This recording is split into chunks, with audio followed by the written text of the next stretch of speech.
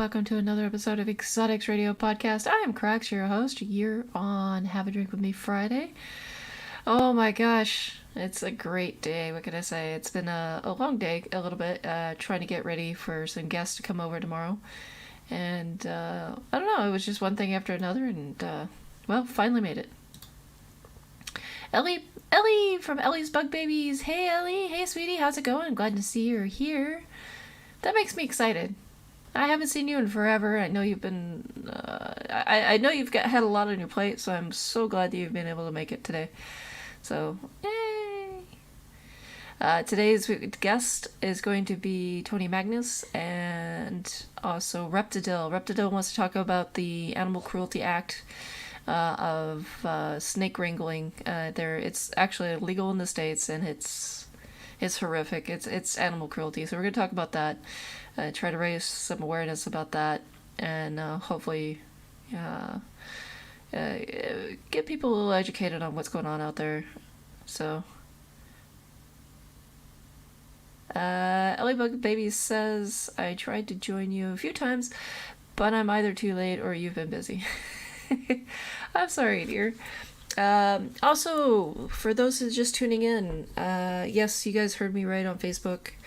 I have given up on Wednesdays. The viewership just completely dropped out of space. It hit rock bottom. I don't know what happened there.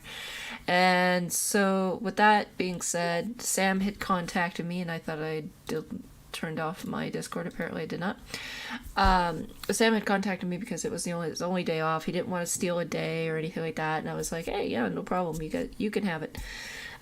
So it actually opened a door for me to focus more on the Nerdy Mic, which first release will be this Wednesday. That is an actual pre-recording, blah, blah, blah, blah. It's an actual recording, which Zelik and I do on Sundays and Mondays, or Sundays or Mondays, and it's basically evolving around comic books, entertainment news, basically entertainment news and comic books and figurines and all that good stuff. So that's why it's called the Nerdy Mic. A little play on words. Most people think I'm saying the dirty mic, which is no, it's the Nerdy Mic. Thank you very much. So yeah, that's what's going on. Plus, I'm going to start doing lives on Twitch. I found a company that'll work with me and what I do here, but they don't work with YouTube. They work with Twitch, and Twitch only. So try them out for a little bit. I'm only going to do according to them, I could pay monthly, and it's actually super cheap. The only problem is they want me to talk over some of the songs, so it's not just a standalone play. But I did have a nice sit down and talk with them, and they did give me some suggestions. So they're willing to work with me, so I found a company I'm going to try out. And if it works out, then I will tell you guys about it. We've got Moon over Miami. Hey, how's it going? And that reminds me, since Moon is here and Ellie is here, I hope you guys have your drinks with you. Today, I am not drinking anything alcoholic. Brace yourselves. I'll be doing that tomorrow. And I did not want to drink 2 days in a row. I'm too old for that. But I did treat myself to a Monster today, so I am drinking Monster. Monster, sponsor me, please. But yeah, I'm pretty happy about that. Yeah, like I said, I'm pretty excited about tomorrow getting to see some friends that I haven't seen in a long time. So far we've got Ellie's Bug Babies and Moon over Miami in the house. Waiting for everybody to get here, including Tony. Not sure if Tony's going to be late or not. I do know Reptidill will be here at 10 o'clock my time. So 9 o'clock UK time. He's going to be running an hour late due to work. So Tony will be on for that duration, and we're going to talk about his Poeciotherias. Yes, notice I didn't call them Poeciotherias, which I normally do. It's Poeciotheria. I know the proper terminology. I just prefer not to say it because it just doesn't roll off the tongue so well. Poeciotherias. That rolls off the tongue a little bit better. And you guys know my regalis, my big male. He's still eating. He's 100% male, but still eating. And he's huge. So I'm kind of curious on how big he's going to get. I know he's going to get big. I know he's going to get massive. And I'm actually really curious about him, really in love with him. Ellie says, nope, I'm not drinking. Yay! Yay! See, I'm not the only one tonight. Like I said, I'm not drinking tonight. That'll be tomorrow when company comes here. Like I said, I didn't want to drink 2 nights in a row. Getting way too old for that. But I did run into... Oh, hold on. Moon over Miami says their work. Well, hello from work. Or hello to your work. All the way from Sweden. I hope you're doing well. I hope you're having a good day at work. And I hope everything's going alright. I know you run into a rough patch, Moon. So I hope everything's going alright with you. And everybody's recovering well. I don't want to get too much into detail because I know that might be upsetting. Because I don't know the situation there. So, but just know that my heart's out there for you. Now, to talk about the trouble that my Escal had, my Strepopelma had, the little bugger decided to dig under his hide, and I did not realize how deep and how far he was going. So he literally collapsed the hide on top of himself. Of course, he made it out okay. He made it all the way to the top. I guess that worried him because he sat there for almost 2 days. And I was worried. I was kind of scared, thinking that something happened to him. Something was going to happen to him. And no, he turned out to be fine. He's still trucking around. I don't see any visible wounds or anything. I just think it either scared him or it shuffled him up a bit.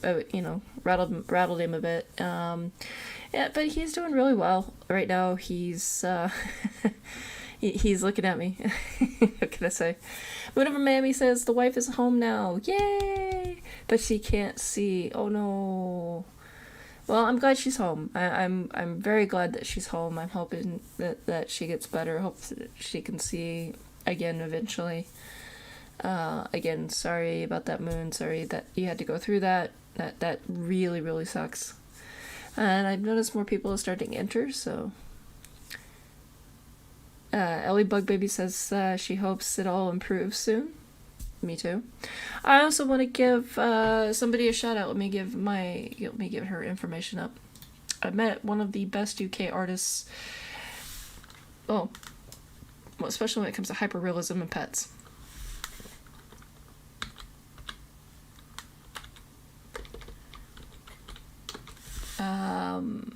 Here's her information. Shared the street. Oh, thank you, Ellie. That's so much. That's so nice of you.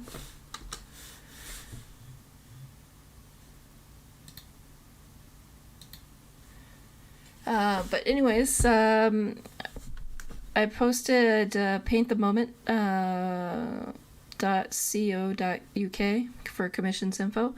And the reason why I did, because she does hyperrealism, and she's one of the few artists I've met that doesn't discriminate what pet you have.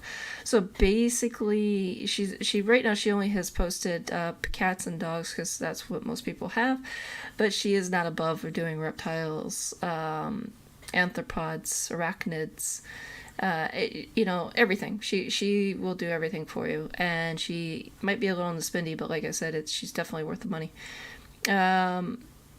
Ellie Bug Baby says, Cracks, I hope you don't mind me asking, but can you share my poster and link for the petition? Oh yeah, absolutely. I could definitely do that for you. By the way, hey Crazy. I see Crazy K and I see my brother from all the way from Louisiana, my Louisiana brother. All the way down there. I see him jumping in. Hello. How's it going, Crazy?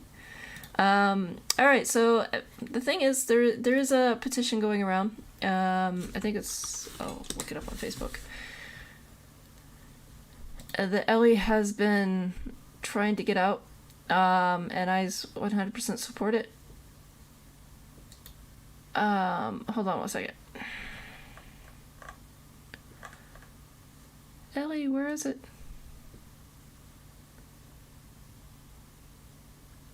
It has all your recent stuff. No. Oh no, Ellie, where is it? Okay. Should be in my timeline, and I don't see it. I see everything else. Where's your timeline? I'm going to you. There it is.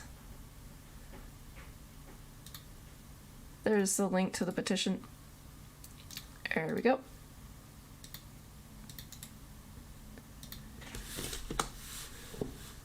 That is the link to the petition. Definitely go check that out. as well. Yep. See, I got it. Haha. I beat you to it. Wahahaha.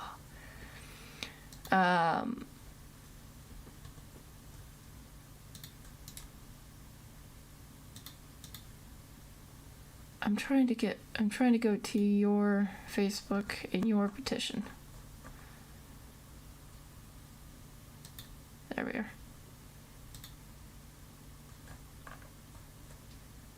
It just gives me your Facebook page. So, okay, hold on. I am the worst. Oh, there we go. Haha. Haha, ha ha ha ha. Ophi Spiderwars. Hey, Ophi. Reptidill. Hey, he even made it. There we go. Ladies and gentlemen, go check out that petition. There's a big issue going on. Ellie, would you like to come onto the show while we wait for Tony and Reptidill? Reptidill says, still working, but I'm listening. What's up? Oh, hold on one second. Tony wants a link. Yes, I can send you a link.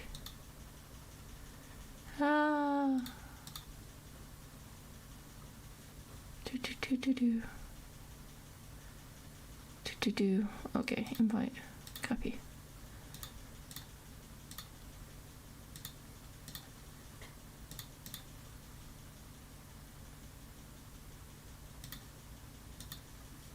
If I get quiet for a second, it's because I'm thinking. Me thinking and doing tasks is just totally two different things.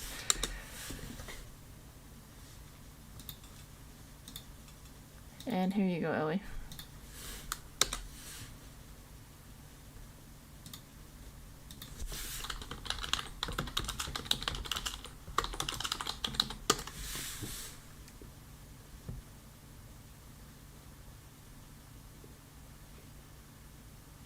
There we go.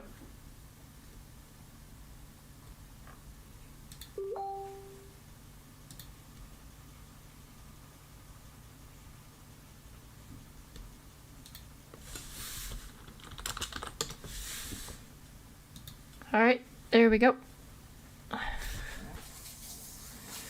So Ophi says, it's Rick. Hey Rick. I hope Ophi's doing well. Hope your wife's doing well. I hope your family's doing well in general, because I know it's not just your wife and your little one. It's everybody in the house, and that includes several tarantulas, arthropods, arachnids, everything with more than just 2 legs. Ladies and gentlemen, if you have not been, okay, so here we go.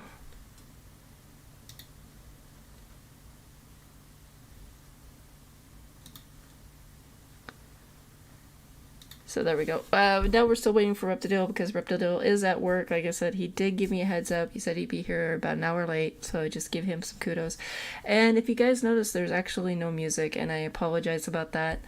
Like I said, I never worked out anything for YouTube. I did work something out for Twitch, but the groups for exotic pet keeping are extremely small.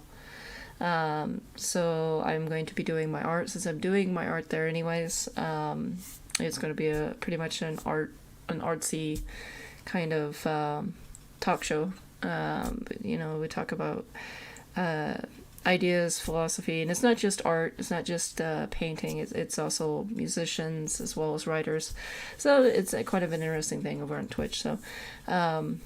So that's a different beast, plus the Nerdy Mike will be up on Wednesday, as well as doing this on every Friday, because this is going to stay. This is my baby. Exotics Radio has been with me for a very long time now, so this is staying. This is not going to go anywhere. So we've got several people in the house. Oh, we got Crazy Kane. So Crazy is going to come on for a short bit. Hey, Crazy. Hi. I don't hear you. Can you hear me now? Oh, hold on. You know what? It might be my...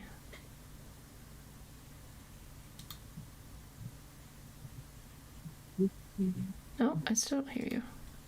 How about that? Nope. Can you hear me? How about that? Can you hear me now? Can you Try that again.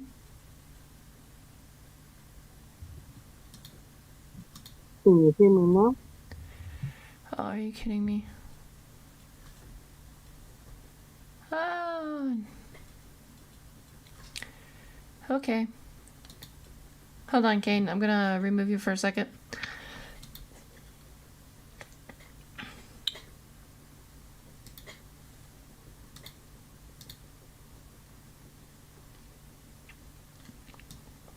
Okay. Let's see.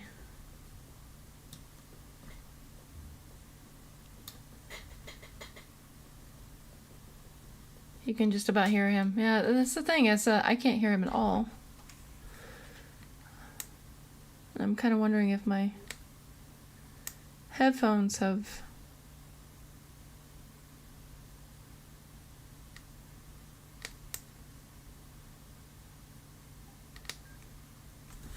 Okay, I've restarted my headphones and I've restarted the audio. Let's try that. Can you hear me now? Can you hear me now? How about that? Can you hear me now? Thing is, it's registering like there is an actual sound, but I can't hear you. Can you guys hear him? I'll hop out and try to hop back in. Hold on.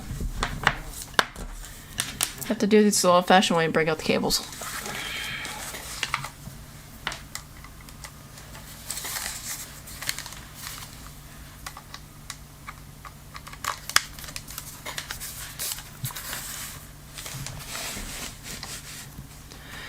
Okay, try this.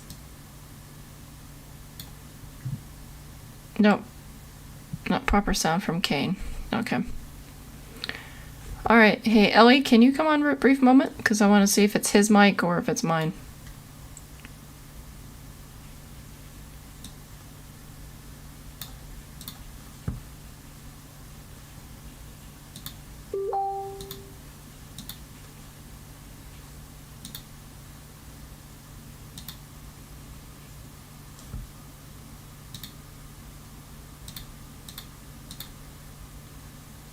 That's weird.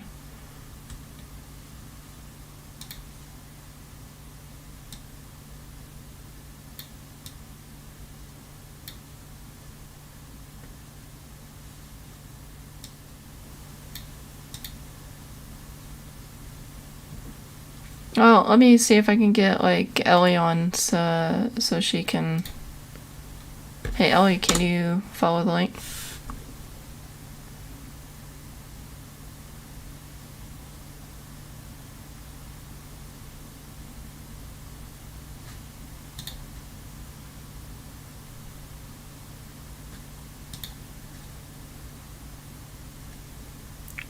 Okay, I've got to log into the computer. Can you hear me now? The thing is, it shows that... okay, I've got some sound. It looks like it's coming from... it looks like there is some sound, but I still don't hear you. Let's see. Do I hear? Technology at its Oh, you know what? finest. Hot. I know what it is. Hold on a second. I know exactly what it is.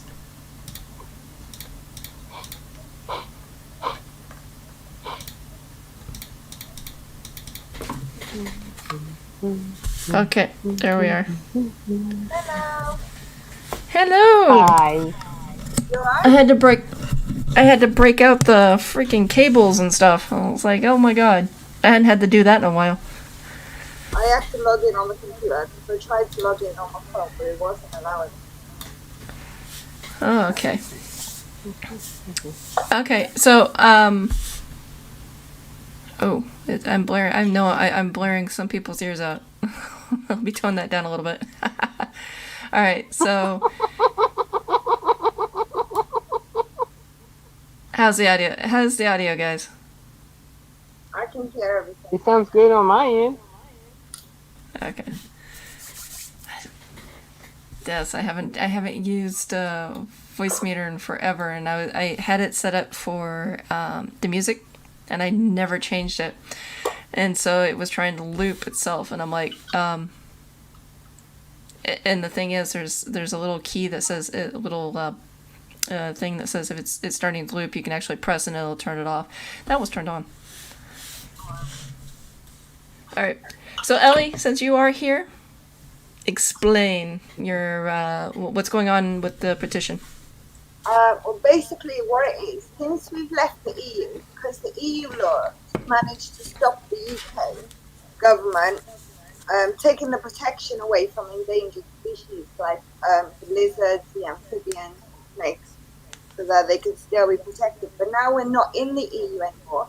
The government is trying to remove them from protection so they don't need to go and survey the land before they use it for building or roads or high-end apartments, things like that. Like, it's not even justable because they're not even using it for social housing.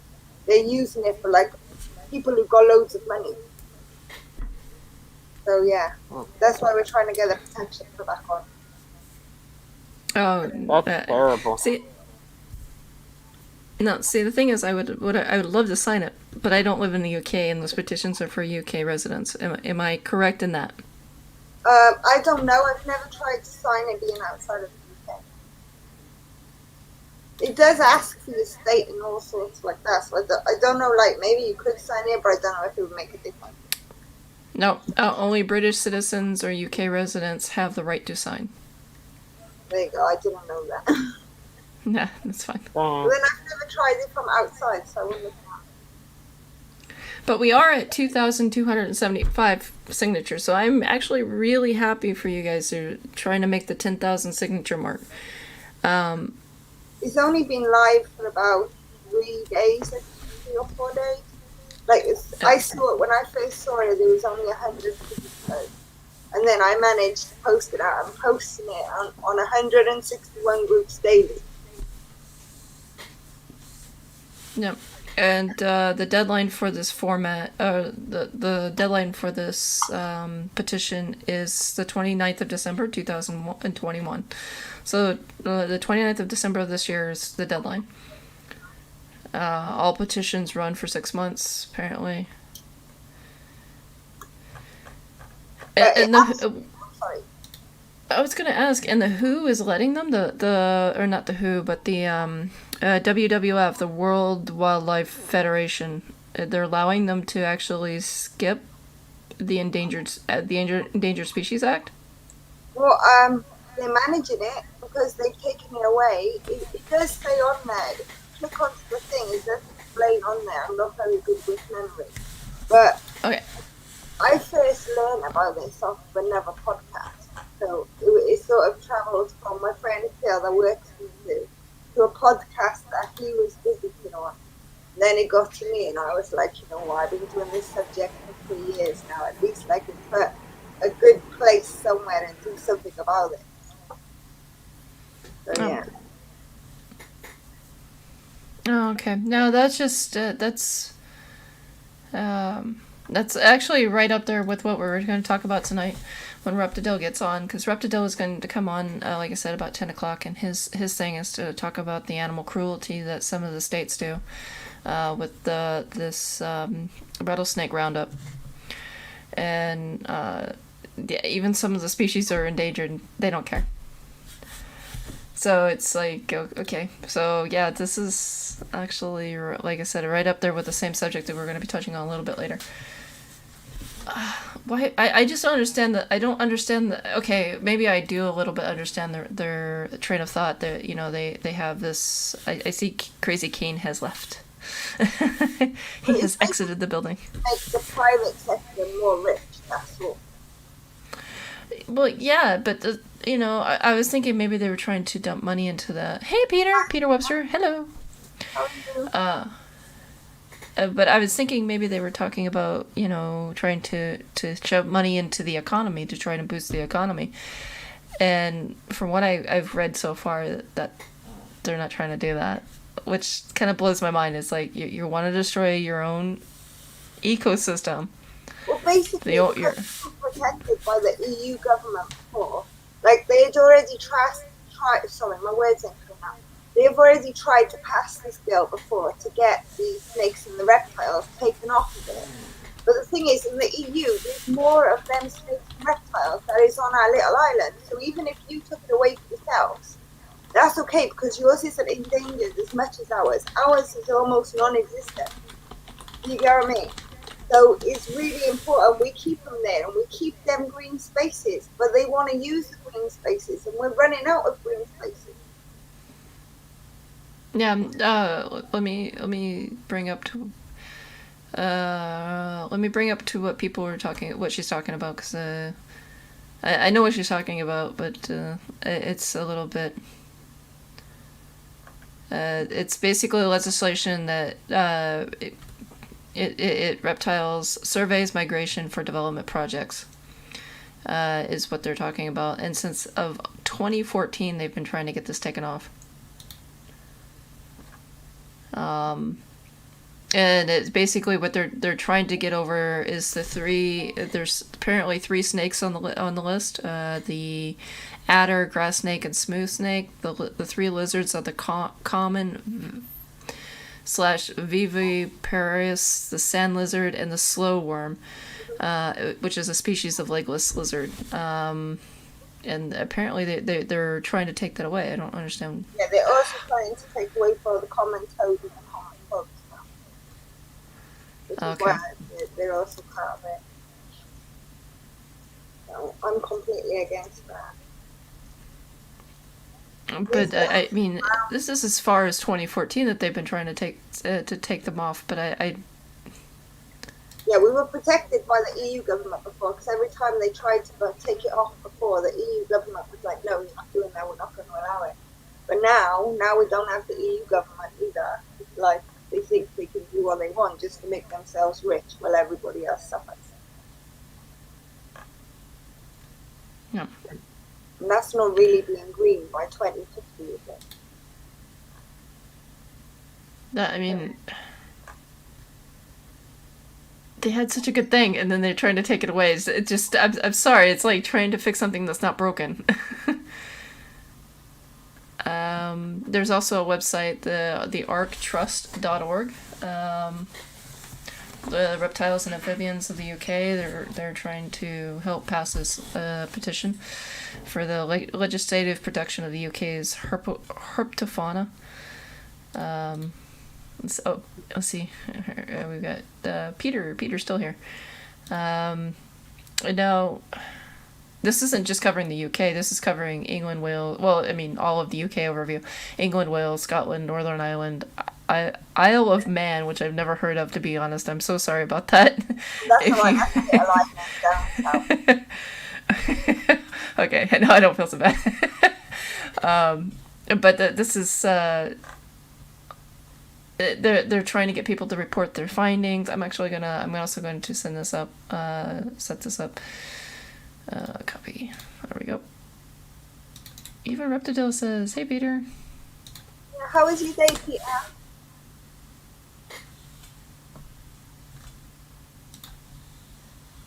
Oh no, it was I'm waiting for Peter to answer. It's that bad of me. That's right. Okay, so I'm looking over the UK overview.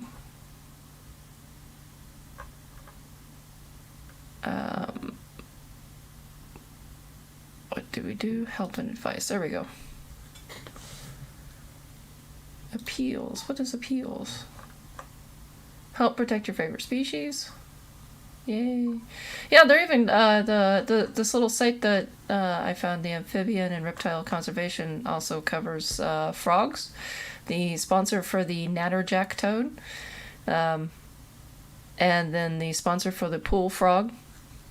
Pool frogs are cute. I'm sorry, those they look so cute. I didn't know you had cute little frogs like these. I'll have to draw these sometime. Little things that nobody knows of anymore because you hardly see them. Oh, that's horrible. Most species we have around is fish packets and cans and stuff. You go for a nature walk down the river, you're guaranteed to find a can, a crisp packet, a water bottle, and a rusty car. That's horrible.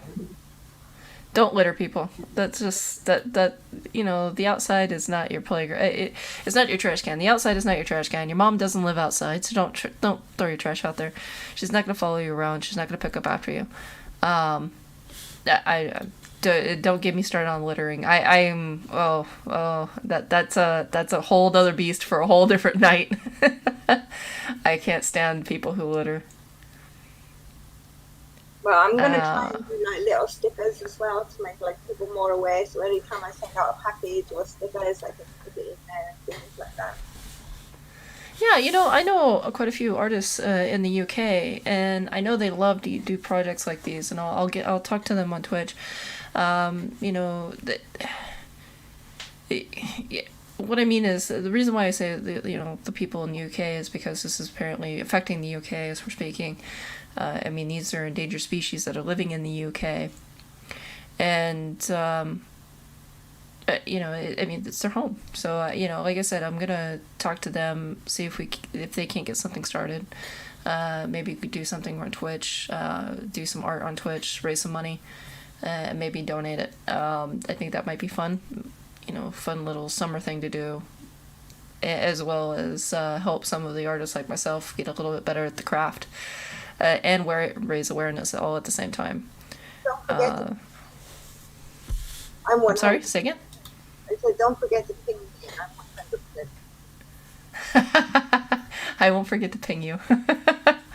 I won't forget to tell you. I promise I will plug you in. Just because I do design doesn't mean I can't draw. Doesn't mean I don't do art in my own way. You know the poster that's up is all hand done. I did that all with pencil. Oh wow! Except for the writing now because I wanted to make it digital because it was easy to share. I did all the drawings of the animal, and I took a picture, and then I added the writing, and then I posted it as a poster. It took me 2 days. Oh, that would take me forever to do. But that looks cute. I like it. I like the little... Is that a caterpillar on top? No, there's no caterpillar. There's a common frog, there's the common lizard, and there's the adder. Wait, what? I thought you were talking... I thought you were talking about... Oh, you mean the poster you did for the awareness for the petition. You did that? That's awesome. I thought you were talking about Ellie's Bug Babies logo that you had going on there. Logo is made by Rocky Mountain Spider Freaks by Danielle. Ah, nice. She gifted it to me when I first started. She was like, can I make you a Lego please? I was like, yes please, that would be so cute. It was like my first little gift. Nice. The only thing I really asked for was it to be really colourful because you know me, I'm a bit of a crazy colourful person. And I purposely won't change it just because it was a gift from Danny Idea.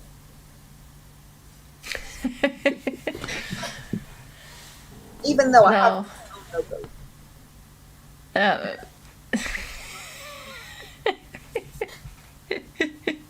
I'm just thinking of the purple people eater. I'm sorry, I'm old. So now every time I see Ellie, I'm going to think of her as the purple people eater. Oh, okay. Yeah, so I had watch the process of me making the animals, starting with the outlines and adding. Because basically, what I did is I do them in black and white first. So I do all the shading and stuff, and then when it comes to adding color, you know about layering up.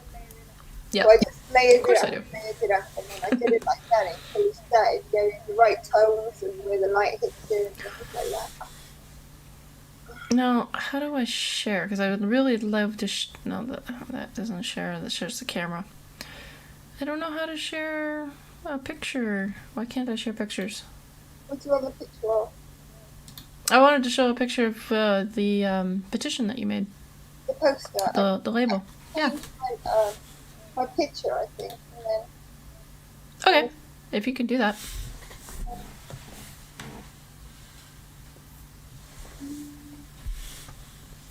Now, ladies and gentlemen, boom. Oh no! I'm trying to see if you're alone. Edit avatar.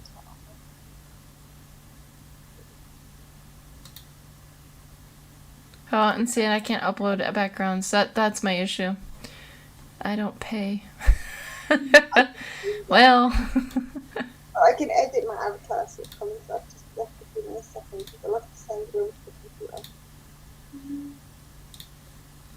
So, ladies and gentlemen, we're a little discombobulated right now. This is actually on the fly type of show.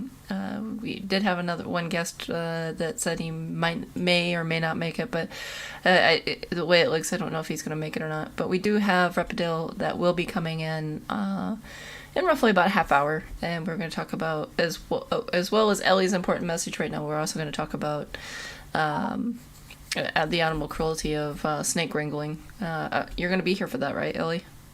Yeah, I don't think I'm going anywhere. I will have to go out kitchen and stop washing over and put in the camera fryer. But apart from that, I'll pretty much be here the whole time. Okay, good. Because I would really love your take on it. Because it blew me away. I didn't realize something this horrific could actually exist. I just... In the back of my mind, I'm thinking, okay, if something this horrific did exist, it would be coming from a country that was poor, didn't know any better, was uneducated. But this is from the U.S., and so it just blew my mind away. It's like, wait, what?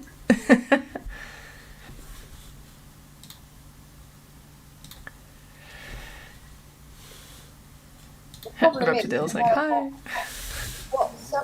What some people might deem as like normal, other people don't, and then they purposely, especially if there's money involved, it's like they become greedy, and then they just want more, and they don't like things getting in the way of that.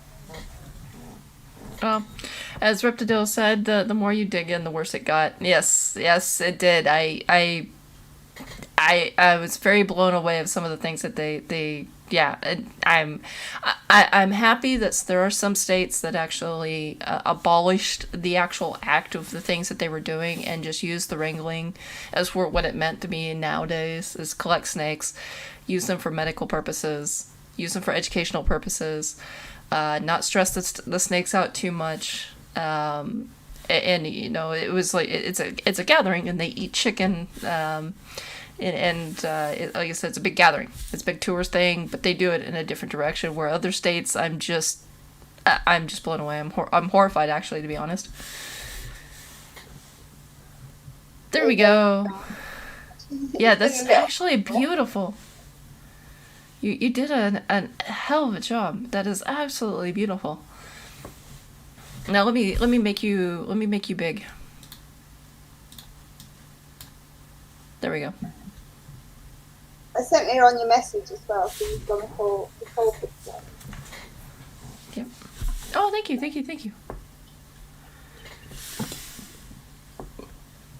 Reptidill says, I'll be bringing that up too, but to be honest, I focus more on the Sweetwater as it hits a little close to home for you. Yeah, I understand, because Sweetwater is in Texas. Yeah, nope, I completely understand. Now,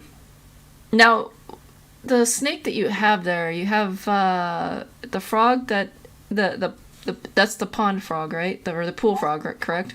The common toad. Oh, the common toad. Okay. And the salamander is that the lizard? Okay, common lizard. And the snake? And that's an adder. But please excuse my adder. It took me the longest to do, and I couldn't get the head right. It's still on the right to this moment.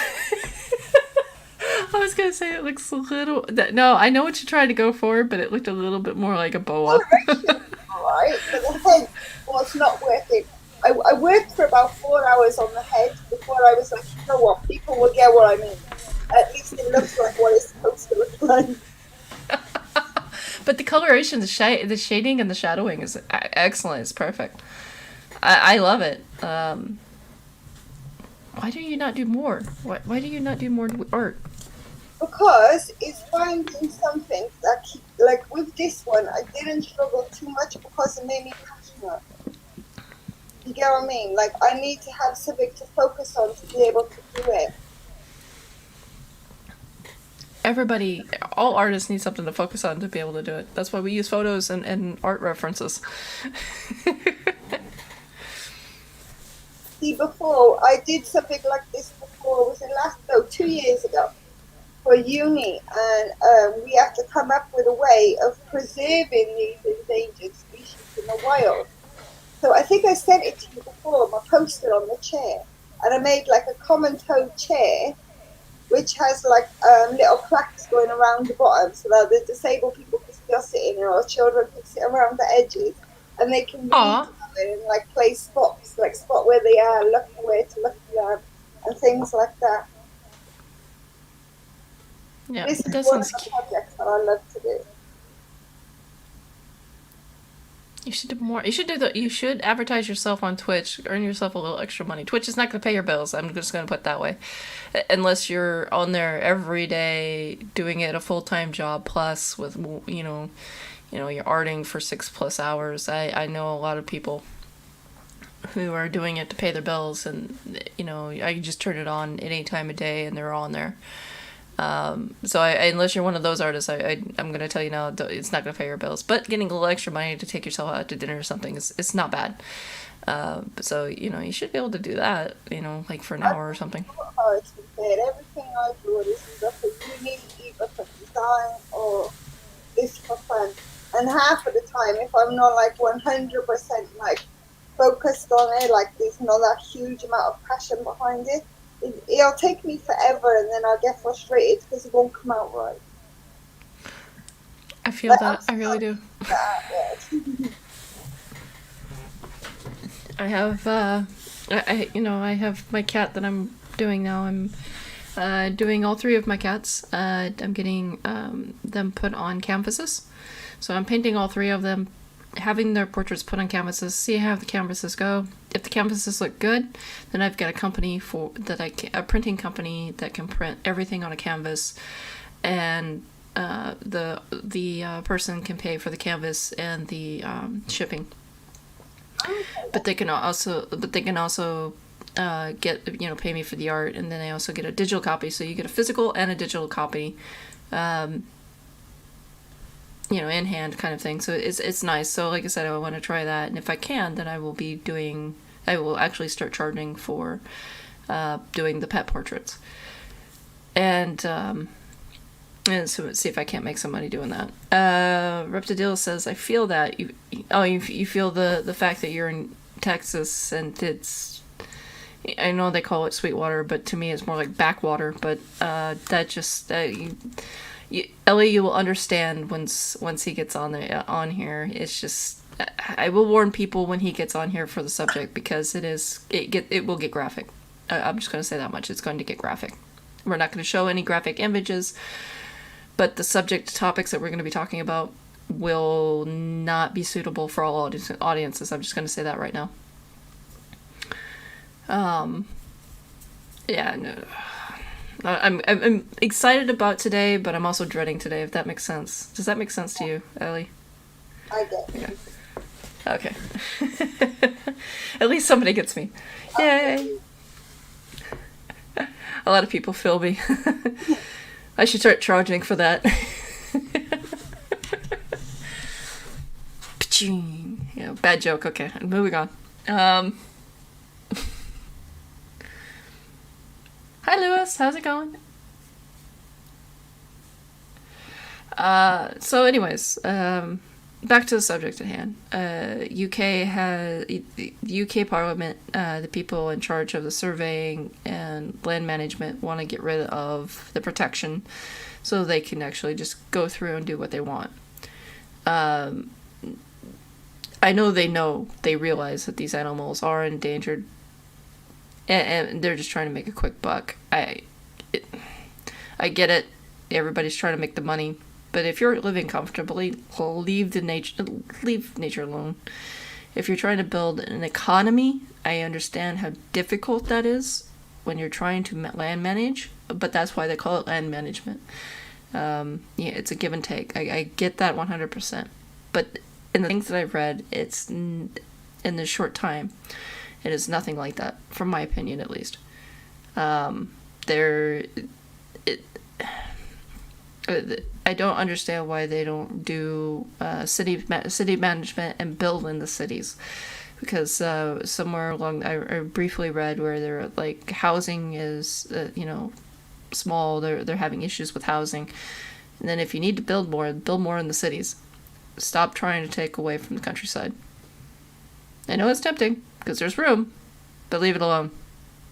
Yeah, but it's no real room that they can use. The thing is, right, there's plenty of brown spaces. Brown spaces in the environmental world, it means that they've already been built on before and they haven't yet gone back into nature. So they're classed as brown spaces because nothing is really growing on them and the natural, native species hasn't yet inhabited them again. There's still plenty of brown spaces they can build on.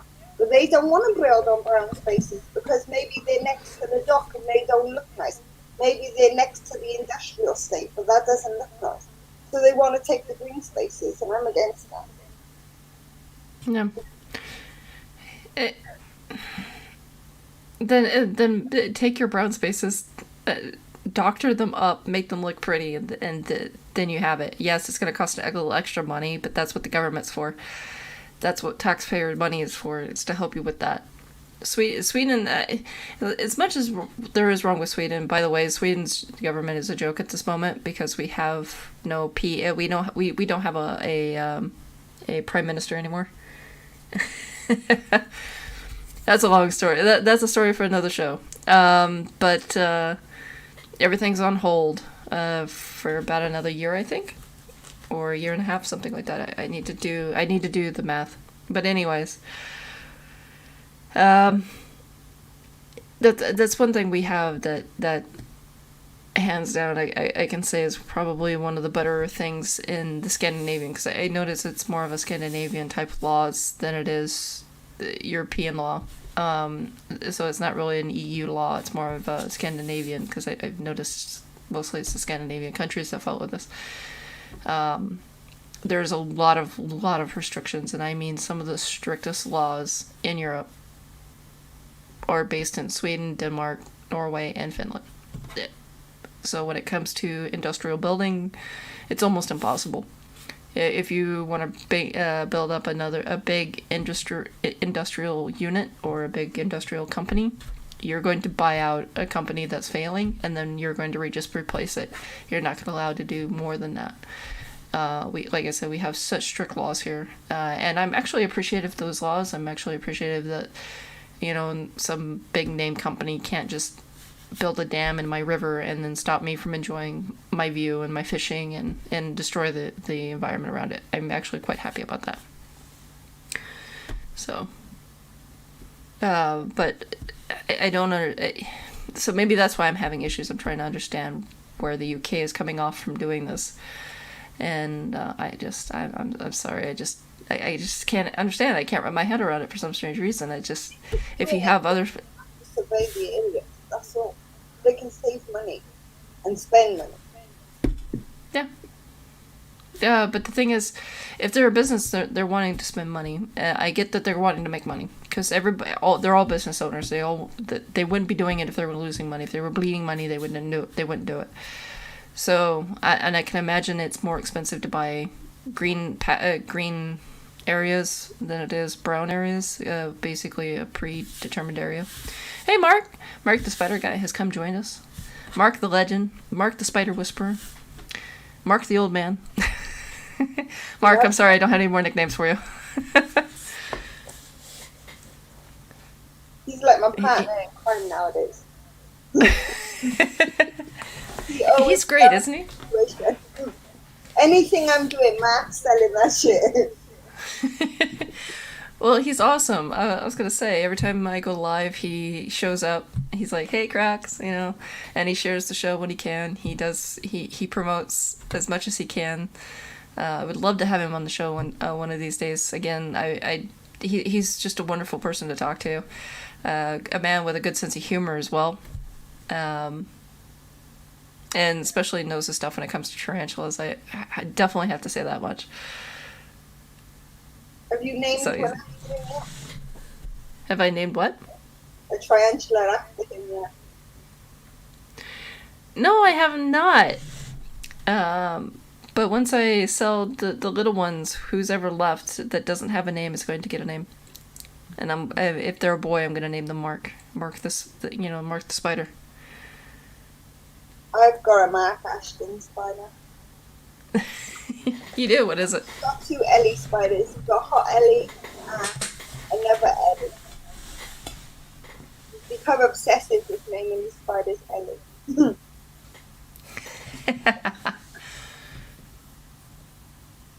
Now, I have a question for you. Yeah? Are you ready? You always have questions for me. Shoot away. That's true. I always do, don't I? This weekend I'm having gourmet burgers. So I can't decide on what I want to stuff my burger with. Do I want to stuff it full of garlic butter? Or do I want to stuff it with garlic chicken? Oh! You stole his bedtime. Everyone needs an Ellie. Yes. I knew you would come back with a comment.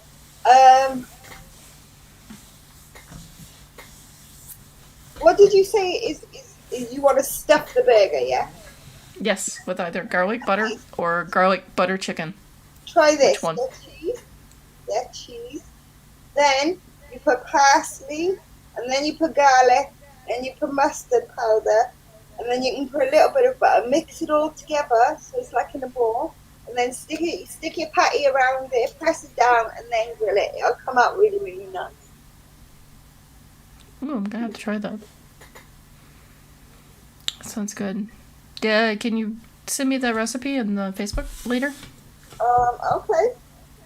I don't really know measurements though, because I don't measure shit. You know, I've been cooking for I don't even know how long. So everything I just pour straight in, and I know how much to pour.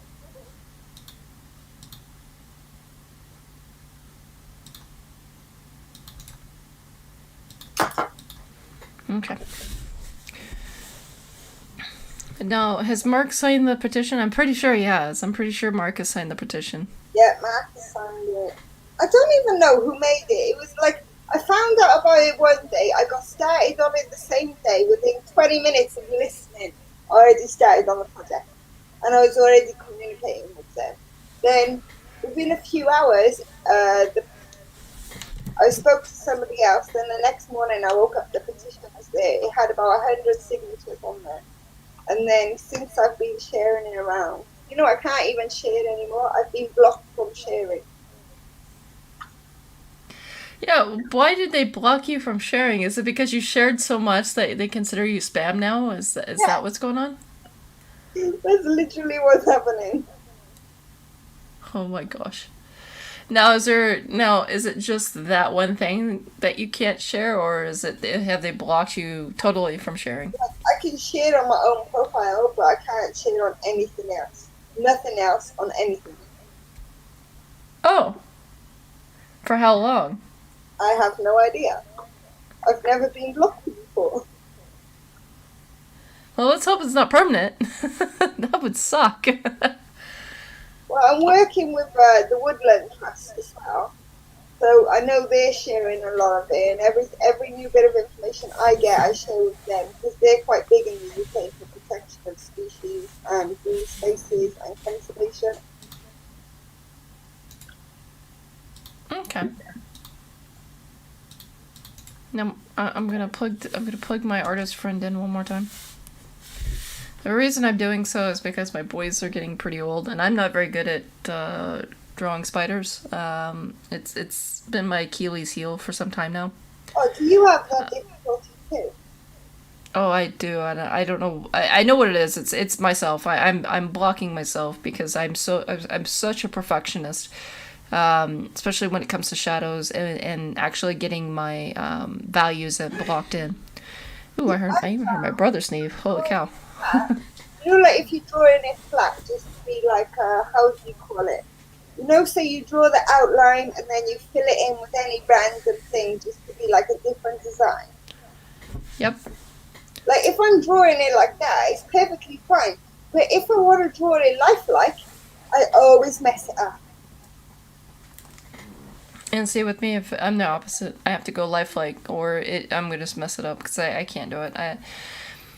Uh, and again, if I don't get my values corrected and my shadows correct, the first time around, I redo everything over and over and over again. It's something is in my head that stops me from doing it. And when it comes to arachnids, there's so much that can go wrong so quickly.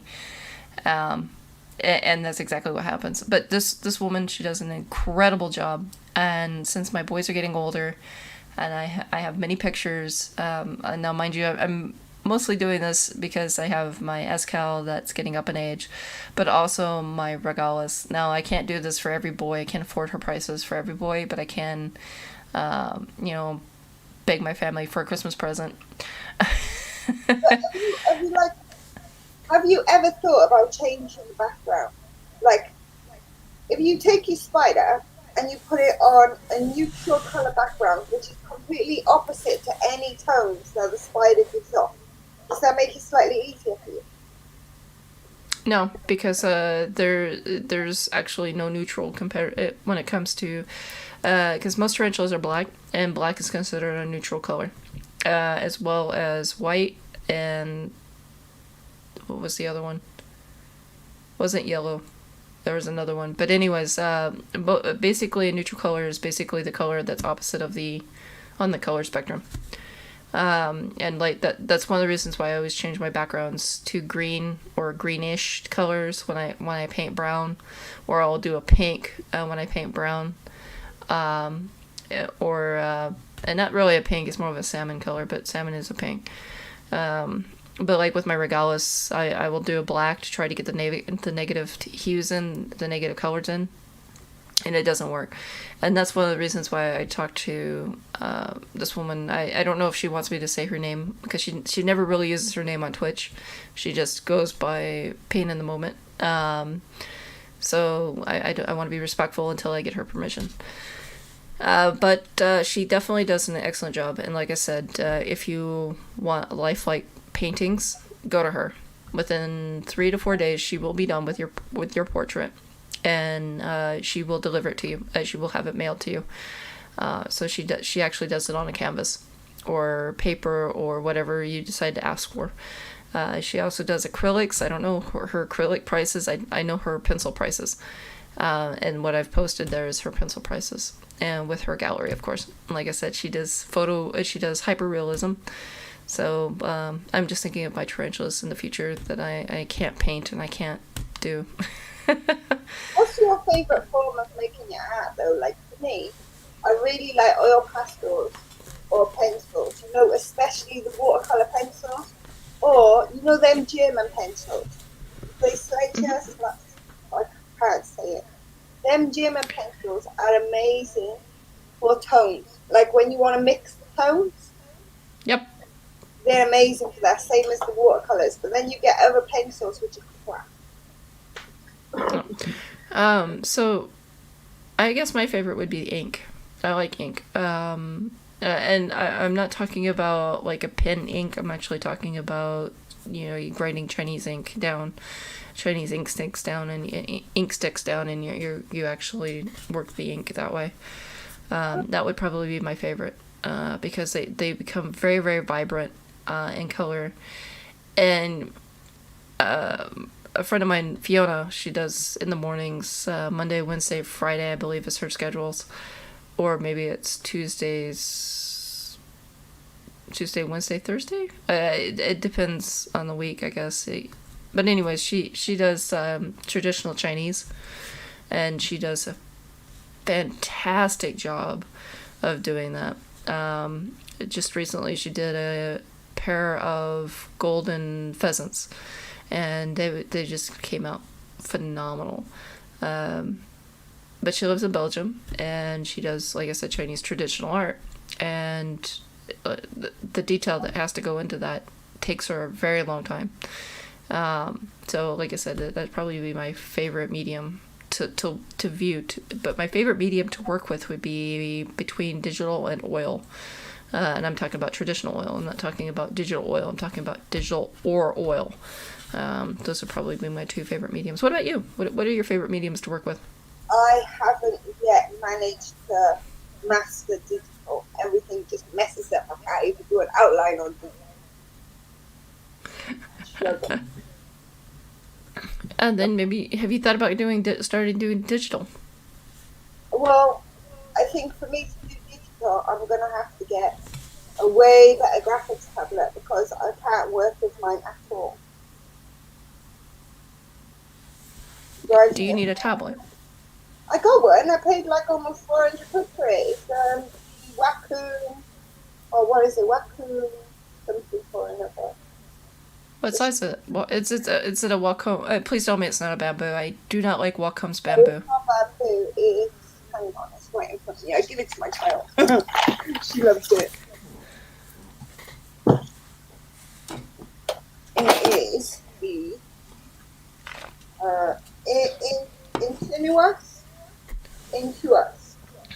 Intuos. No, I have those. Those are the ones I worked with before I got the Wacom Cintiq. And I really liked them. The only thing that I didn't like was I have a large pad that you can use for touch. Yeah. And sometimes the touch will get confused when you're actually when you're drawing and you're drawing vigorously. It will sometimes get confused. I don't like that. That drives me nuts because I'm one of the artists that my hand touches the surface. So that but to stop that, you just take a bit of wax paper and put it between your hand and the pad. Yeah, but the other thing I go with it is, like when you draw on paper, you can directly see what you're drawing. The outcome is instant. With my graphics tablet, I have to hold my graphics tablet and kind of use it like a keyboard and a mouse because you can't see if you look down. You have to look up at the screen, and that coordination for me isn't there. That's why I like my Cintiq, because then I can look down and see what I'm doing. But it's a visual tablet. Busy, hello. I hear Busy says, "Sup, everyone." Hello, Busy. I don't know who Busy is, but hello. That's what I have to change. Like I have to. It's gonna take me a lot longer to practice to do it with the graphics tablet I got. But I'm hoping to get. I've seen one. It's very expensive. It looks a bit like a table light. But when you draw on it, you can put another piece of paper on top. It glows through the paper, but it can also transfer them there onto the screen. Really smart. I'm thinking of investing in one of them if I invest in art.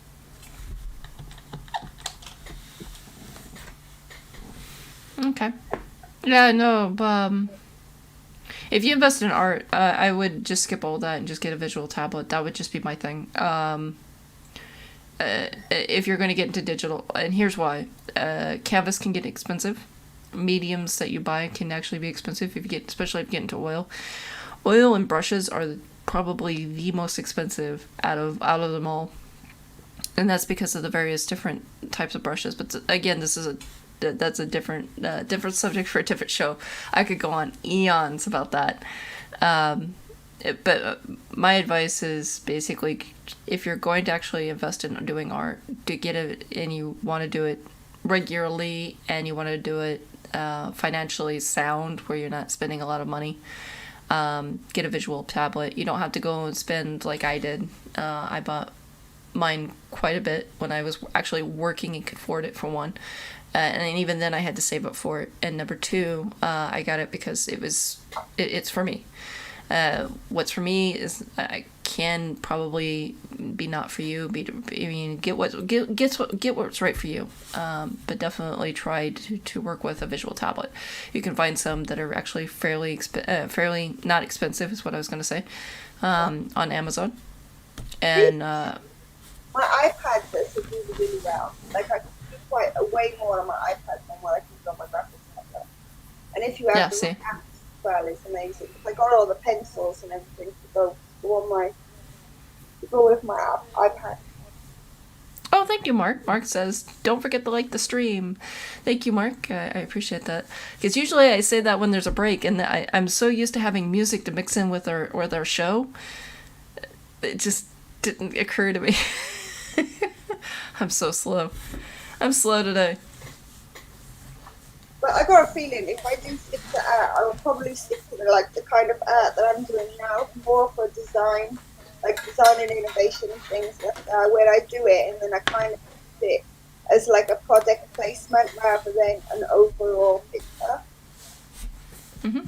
So I'm quite happy doing that. If you get good at doing like little emotes, if you do it like for Twitch and stuff, you can actually start. You can make a good coin doing that, because there is a couple of artists that do that do just the emotes for Twitch. Reptidill says he will be on shortly. Yay! But to be fair, I don't know what Twitch is. I've never looked at it or I've never used it. Yeah, just try looking at Twitch. I won't be going live, but if you know what, I'll tell you what. When I see someone go live and I'm gonna be on the show, well, not be on the show, but I'm gonna be there lurking in the chat. I'll give you a link. You just follow the link, and then it'll probably ask you to sign up, which you can't use Twitch without you can't use Twitch without an account. But it's a safe thing to do. It's just like YouTube kind of thing, so it's not bad. And you can actually see the emotes that they use because they use personalized emotes. See, the channels, what they do is to help encourage engagement. The longer you stay with them, then you can actually earn points, because you're earning points per how many minutes you're on there. And once you save up enough points, you can actually get to use the emotes that they have for their not only their channel but also for Discord. So you can collect different emotes in your Discord that you can use all the time. But to do that, they need the artist to create the emote, and that they hire people. Most of the time, they hire people to draw out the emotes. I have no idea how that's done. I just know that is simply the process, because I've heard so many of them talking about how to get personalized emotes. So. I've never heard of an emote before. I don't know what an emote is. Emote is like when you do, if somebody put up a heart or a little happy face or something, that would be an emote. Oh, okay. But then you can draw and make your own. Fair enough. All right, Dylan is coming on. Let's hold on.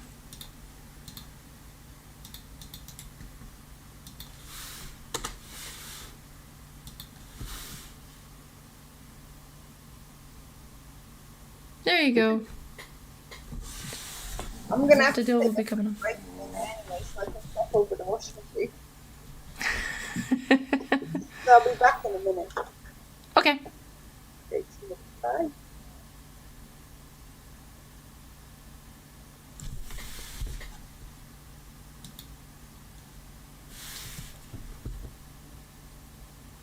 And we're waiting for Reptidill to come on. We're waiting for our famous Dylan.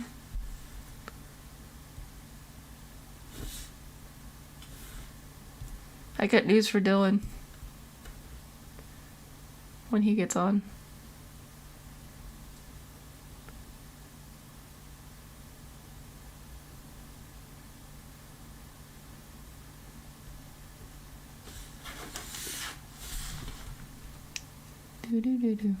This is where I need like actual music to play, but unfortunately my channel feels so bad without it. I need music. Oh, first I need money. Send me money. I'll be like the poor kid with their hands out. Alms for the poor. Well, as we wait for Dylan to come join us. So how's everybody doing this evening? While we wait for our friendly little Reptidill to show up. Oh, there he is. Please start something webcam. Webeam. There. Better. There. How's it going? It's going. Did you have a good week? I've had a long week. Work will do that to you. Yeah, it will. Oh, and you don't sound too excited about this subject. I'll be honest, I could have probably done more research, but I could barely stomach it. Like, oh, it's a lot. It's a whole lot. Yeah, no, so what's going on with the okay. First of all, let's put out a premise. Ladies and gentlemen, hey Tony, Exploring with Fat Tony is on. Tony, you missed it. Now we're talking about, we just started talking about Sweetwater. So after we get done talking about the rattlesnake roundup, I'll let you on the show and we'll talk about Pokétherias, because I'm gonna need it after this. I'm gonna need the love after this, because to put me in a better place and a better mood, because this is okay. Just a heads up, ladies and gentlemen.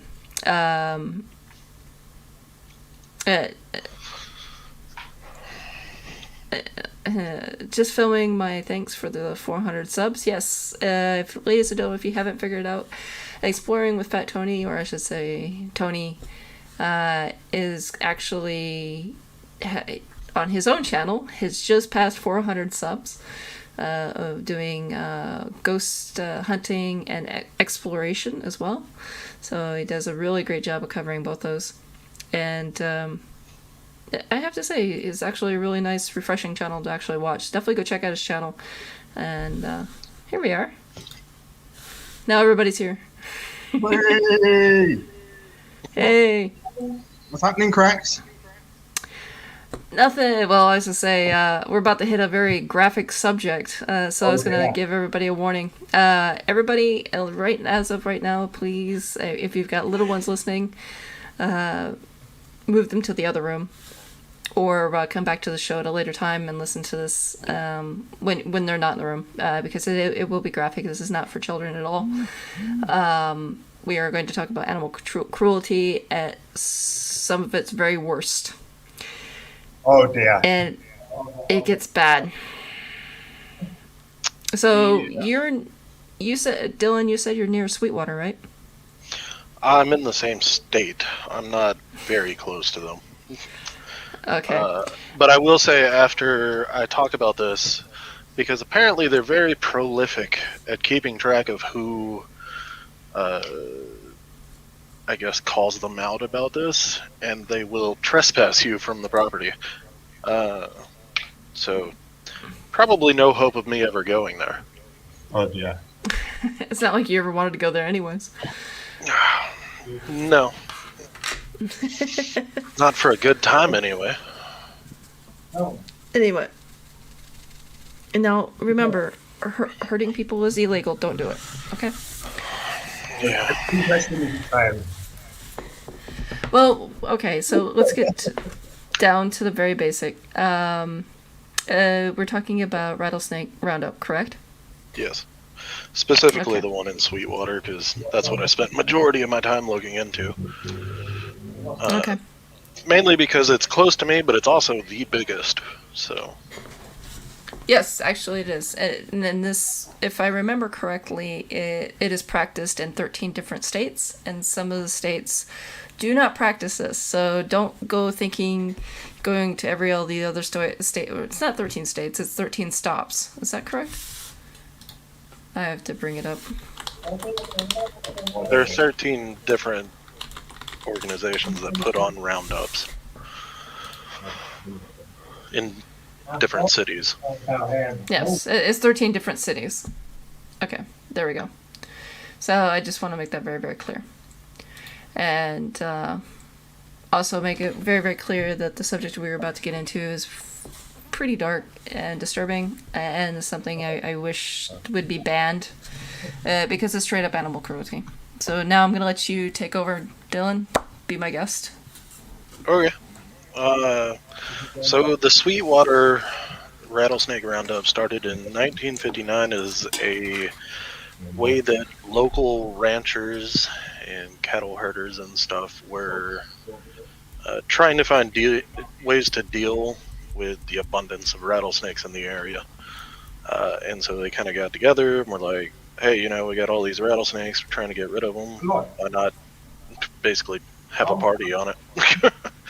And so that's what they did. And then over all these decades, it's kind of grown into something that has very little to do with that and more to do with bringing in revenue for the city. Okay, hold on 1 second. Tony, I can actually hear you. Oh, am I? You want to turn down the mic a bit so I can hear Reptidill? I don't know why I'm here. I'm not gonna lie. Okay, so I'm gonna mute you so while he speaks, and then when he gets done, well, he got off. Okay, I was gonna say I was gonna mute you while he speaks, and then unmute you when he's done, so you can have your conversation. Oh my goodness. All right, go ahead. So, anyways, the Sweetwater Roundup is put on by their local JC, which is their junior chambers, which is just a civic organization. And the way it works now is that you have to go there before the event ever happens and register as what they call a hunter.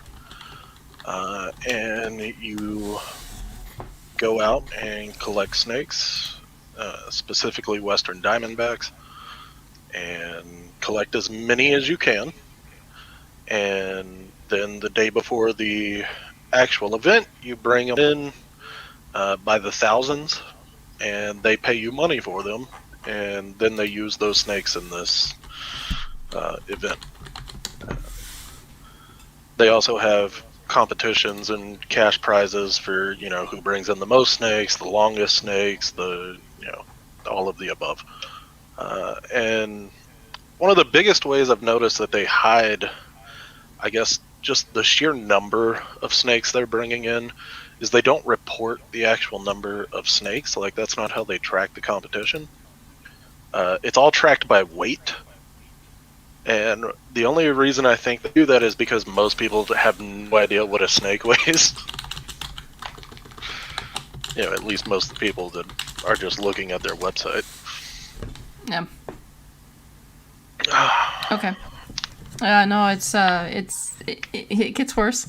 I'm just gonna let you talk about it, unless you. No. Because you sound so uncomfortable. Well, I'm always uncomfortable when talking about things like this.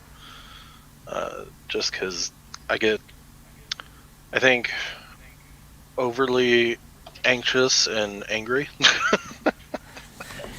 Fair enough.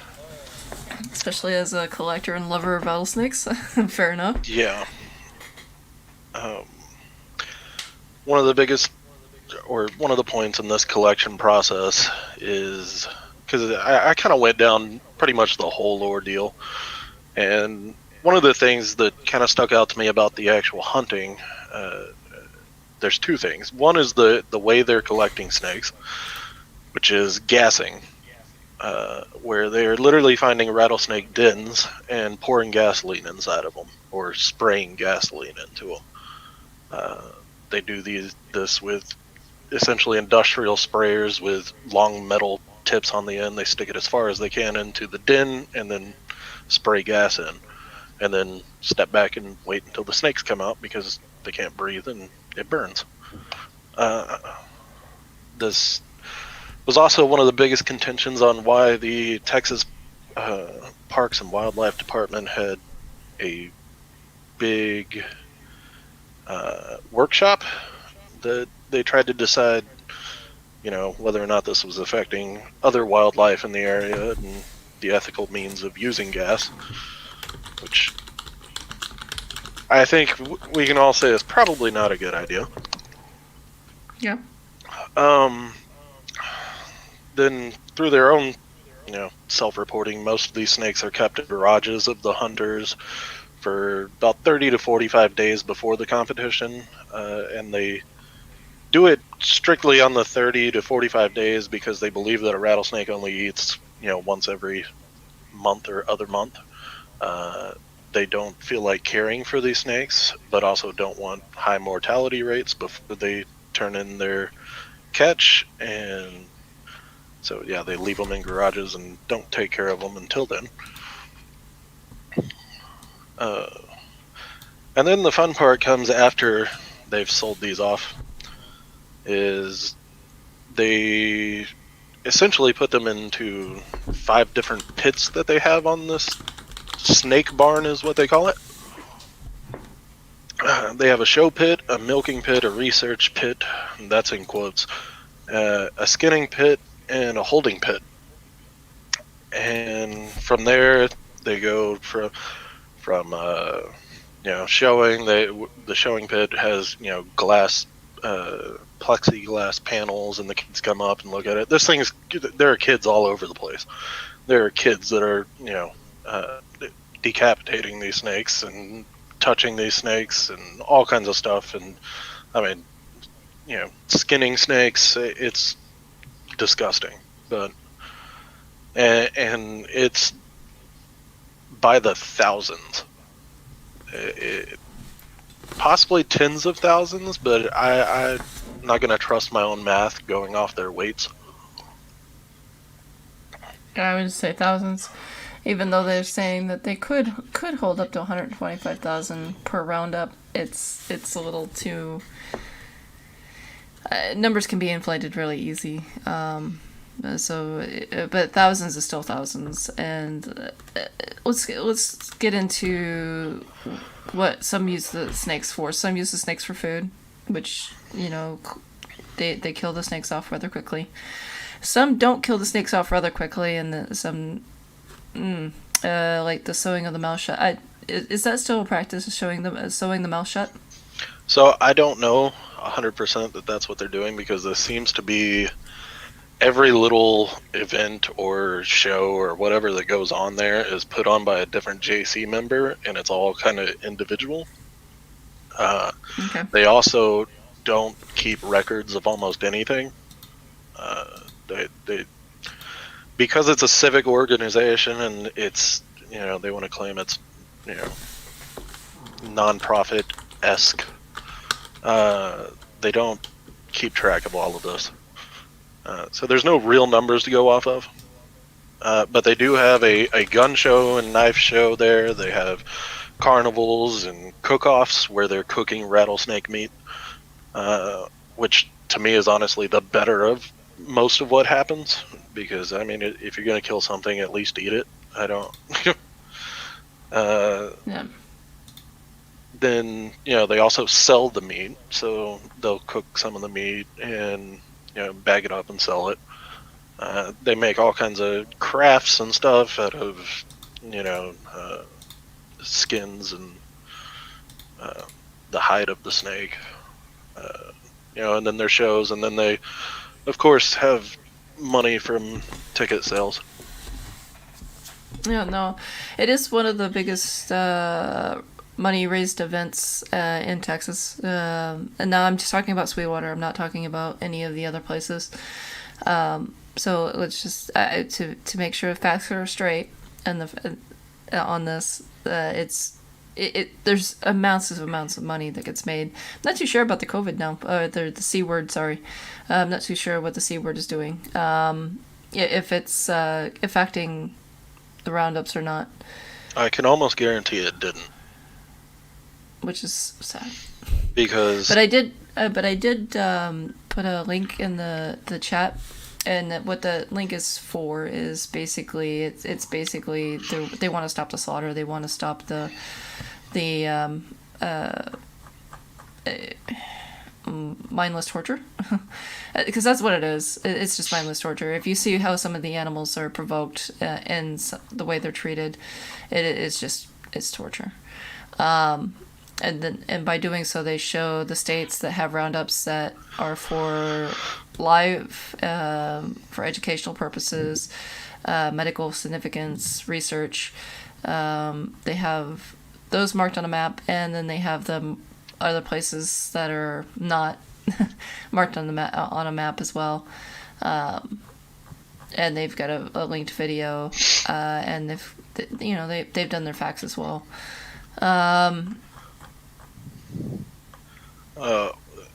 Yeah, touching on that, their biggest claims and what they often push back with is, they do this for education and then the medical purposes of the snake venom and research, none of which seem to work out when you actually look into it. Specifically, the sale of the venom. They do milk these snakes. Now, where that venom goes after that, I have no idea. Because I heard some of it goes to hospitals and sent off to research centers. Well, there's everyone that part of that workshop was the Texas Parks and Wildlife wanted to look into that, and all the companies that use antivenom for research and venom for research and creating antivenom, who these JCs claim they send their venom to, who they sell it to,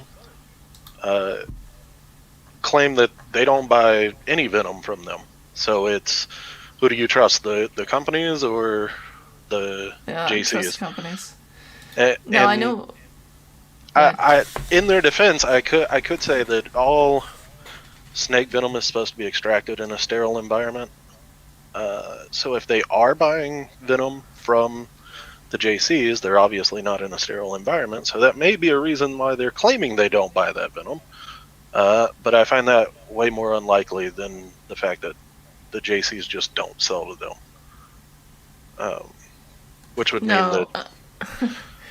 No. This is we're still talking about Sweetwater. We're not talking about the places like Oklahoma or there's a bunch of places actually. The places like in Florida and Oklahoma, and I think Georgia is one of them as well. One of the few states. Like I said, these states are taking measures because not just mainly because of the cruelty of the animals, but also because of the threatened species and endangerment because of mass slaughter of these poor animals. That's, I mean, they're trying to protect their environment as well as trying to not be painted as a state that is so backwoods that they take from the natural wildlife by the thousands, slaughter them for pure entertainment, and say, okay, let's do it again next year. Yeah, you can't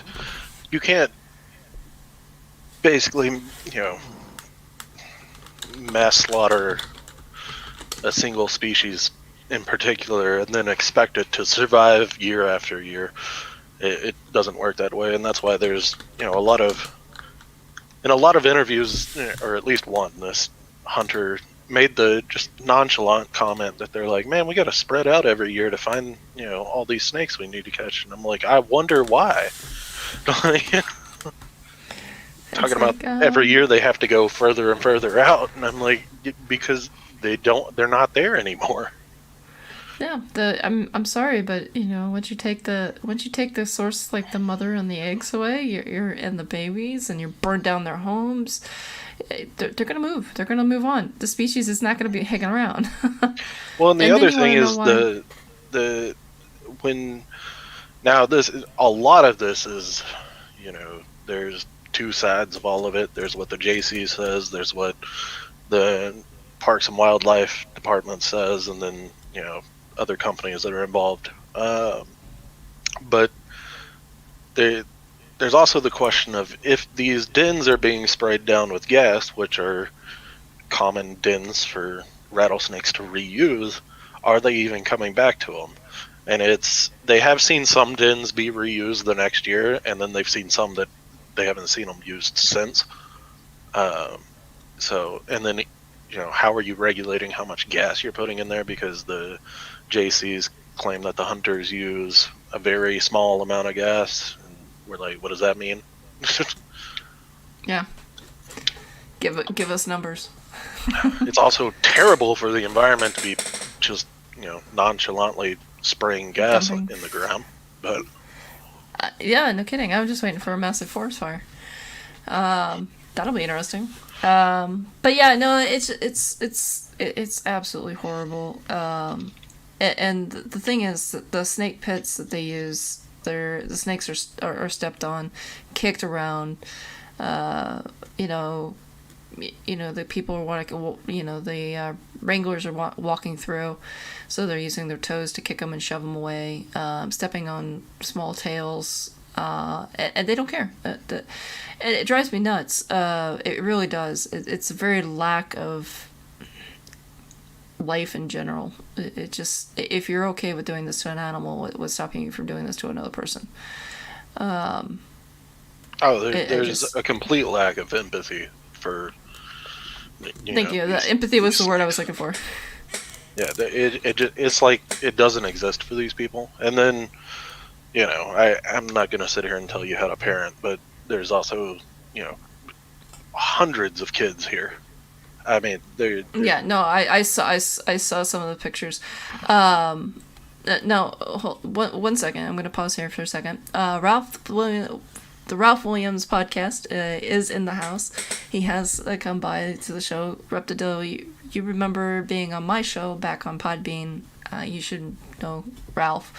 Ralph is a fairly known podcaster on Podbean. I don't know, are you still doing podcasts on Podbean, or have you moved on, Ralph? That's my question. I've known Ralph for quite some time. He's actually a really good podcaster, really good voice. Also, I want to say DJ as well, because you did mix a lot of music in there with it now. Ellie, what are you talking about? What now?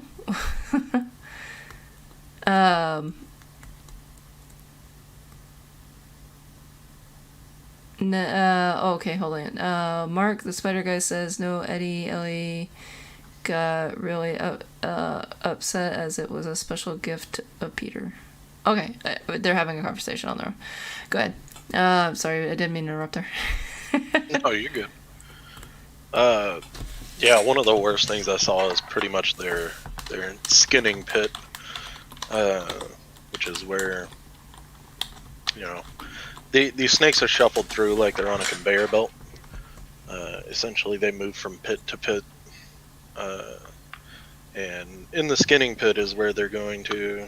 Basically, they grab a snake, stretch it out, some dude with a machete cuts its head off. And they just repeat that over and over and over and just pile up. They fill up trash bags full of rattlesnake heads.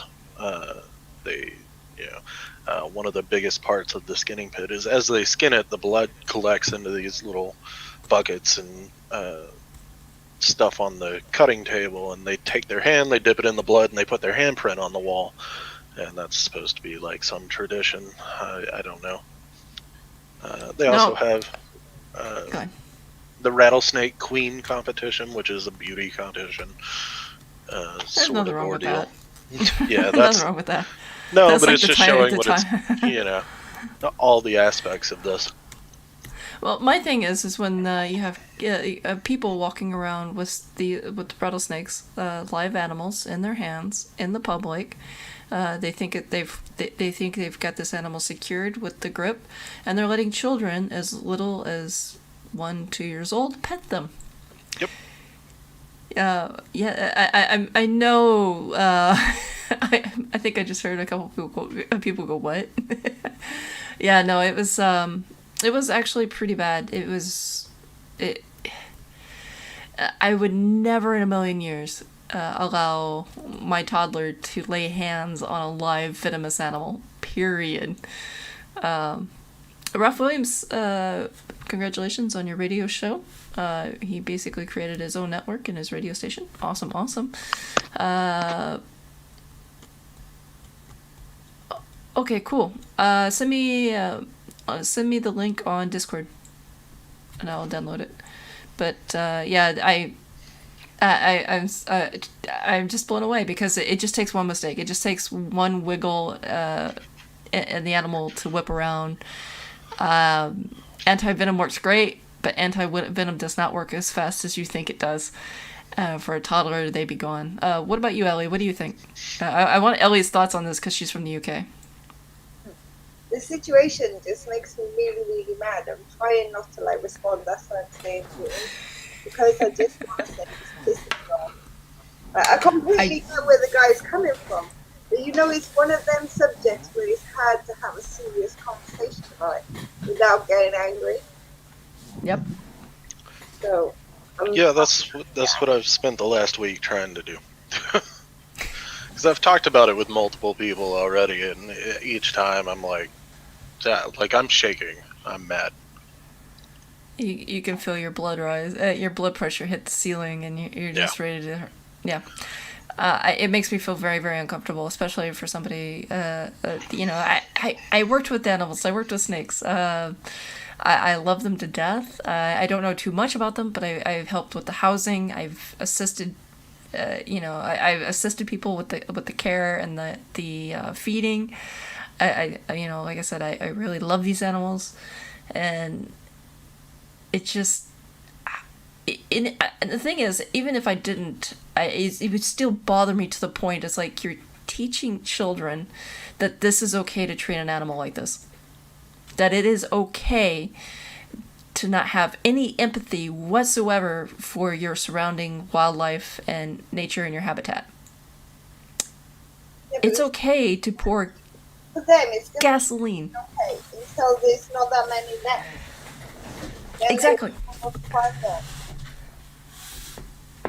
Exactly. It just, it grinds my. I hate to say, I hate to say the Family Guy thing that says it grinds my gears, but it does. This goes beyond grinding. This goes just straight to the lava pit. All of my gears just got dumped into there. I mean, it's nothing but dangerous for humans and a massive, you know. No, I'm going to point this out, Ralph. The children holding alligators. Alligators will 99.9% have the mouth taped shut because the mouth can easily shut. It can actually easily. It's harder to pry open. That's why the force is with the downtime. So I don't mind children petting an alligator under supervision.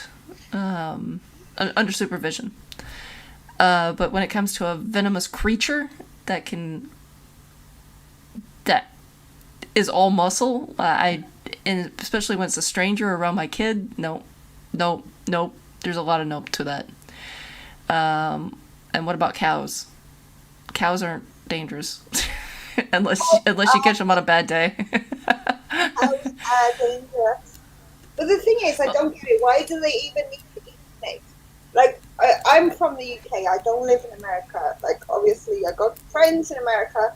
But all I see on TV is the American population is growing. The American population is obese. They got too much food that's being mass-produced and wasted. Why do they need to eat snakes if they've got plenty of food already? Like, that's no reason to go and kill them. Yep. She's got a point. It's not about. This whole thing isn't about food. It's not about education. It's not about snake venom. It's not about research. It's about money. That's it.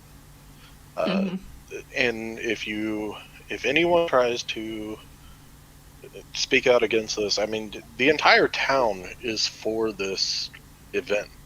They love it because it brings in so much money to that town. So you don't have just the JCs fighting back against it. You've got every local business. You know, everyone there doesn't want that to go anywhere. But what will they do when there's none left? Probably move on to something else. I don't know. They'll find something else.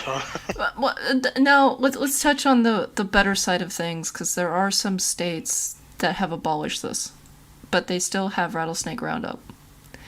Let's move on to because we've talked almost 45 minutes. No, almost 40 minutes. Keep going. Don't worry. But yeah, there are some that have. Which, like I said, I didn't look a lot into this. I just know of it that there are some that are. They've kind of done away with the whole. Basically, most of the bad sides of these roundups and tried to focus more on the education and on the event itself, where it's still a rattlesnake roundup. They still have the hunters and stuff, which still begs the question of how they're collecting these snakes and stuff like that. But it's a lot more focused on, like, it's a carnival kind of event. That's basically all I know about it. That's as far as your knowledge goes. Okay, well, now I'm gonna take over. Go for it. You have Georgia, Florida, and where's my marker? Pennsylvania, I believe. No, it's just Pennsylvania. Okay, so New York doesn't do this. So you have 3, 4, 5. There's 5 in Pennsylvania, 2 in Georgia, and 1 in Florida that do roundups. These are what they call, for educational purposes, they do round them up. The ones in Georgia are unregulated roundups, meaning that they don't know what how the hunters do it. But the ones in Florida and the ones in Pennsylvania, they actually have to show how they do it, and they actually have to show the numbers. And they do it very responsibly. One of the reasons why they don't bring in such huge numbers is because, animals can go into places we humans can't really go, which is too bad. Now they do have which one is the biggest, which one is the rarest finds, which basically the different markings. They do have beauty pageants. They have carnivals where the food is cooked, but they're not eating the snakes. Now these animals are round up for medical, and in Pennsylvania, they're up to a certain point. So that means that they have a cap on how many animals that they can bring in. And once they hit that cap, they tell the hunters, look, we can't accept anymore, we're done. And the hunters actually have to let go of the ones that did not get put in with when they were collecting at the time.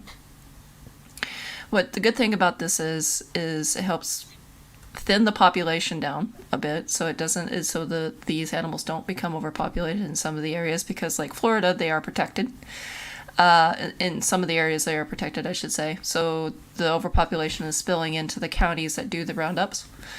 And there's certain species that they can't put their hands on. They actually have to be legally marked. So that, this animal was found here and it's on the endangered species list, or they're not endangered species list, but threatened list. And then they're handed back to the authorities, and the authorities go and release them back into the wild, into a safe area.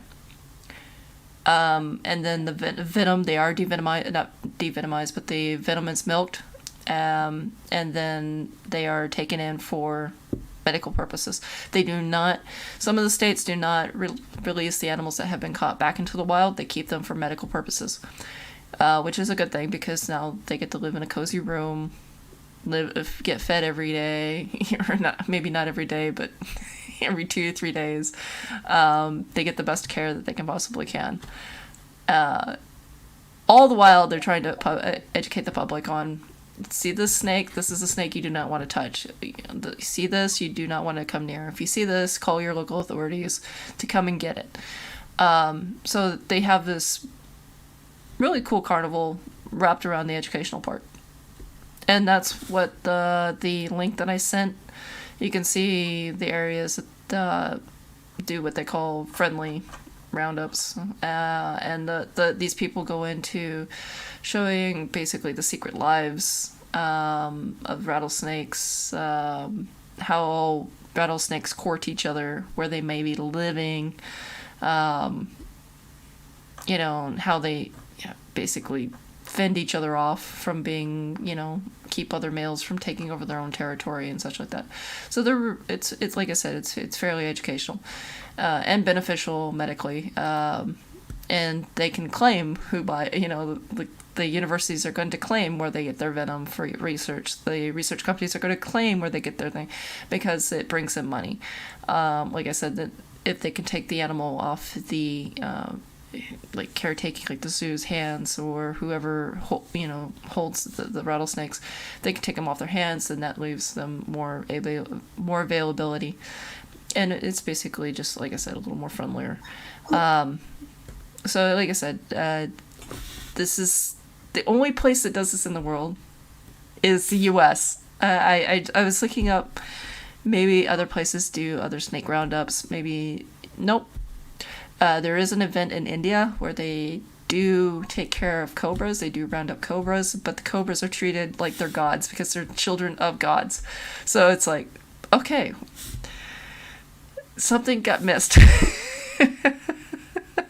Yeah. I'm like the U.S. is a highly educated area. Why are they treating their animals and their environment like they're backwoods? Whereas some of the areas that do these roundups in India are not as developed as other parts of India, but yet they're treating their animals way better. I don't understand. Do not get it. The thing is, I suppose, is there any history behind it? Because with the catfish, like they've been doing that for years, and now the catfish population is going down.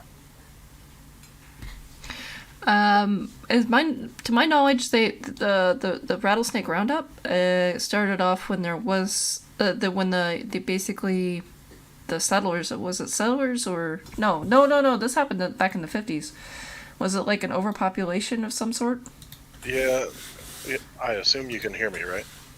Yes, I can hear you. Okay, because my little bubble's not lighting up.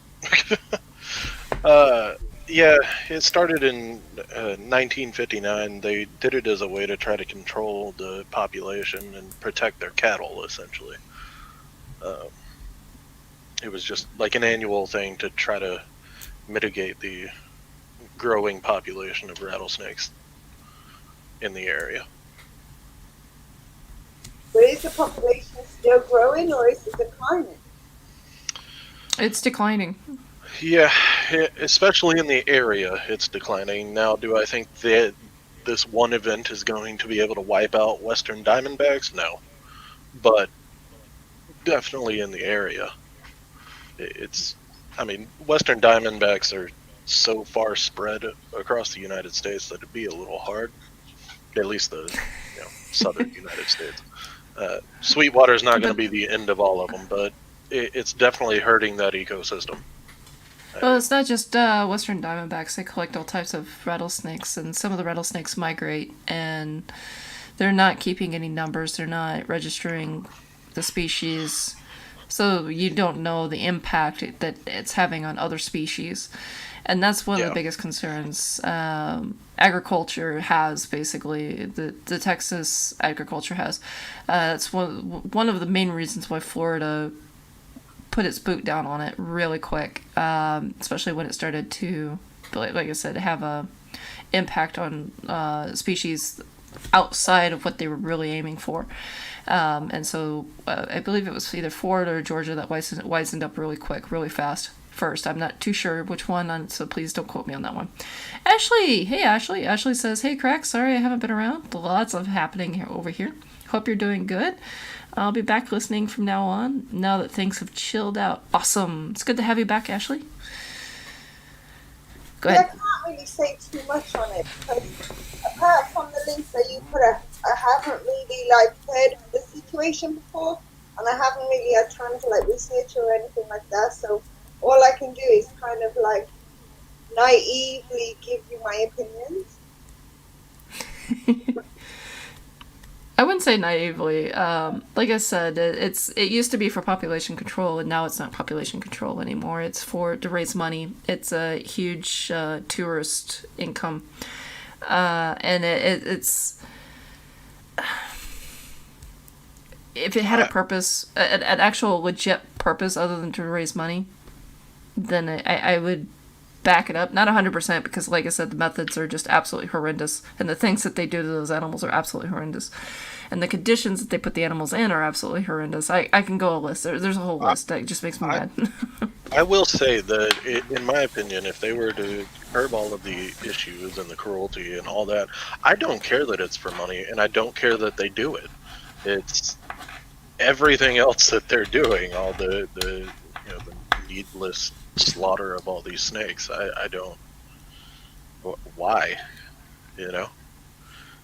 If they did switch to how Georgia and the rest of them are doing it, then I can't say that I'd had the same kind of issue with it.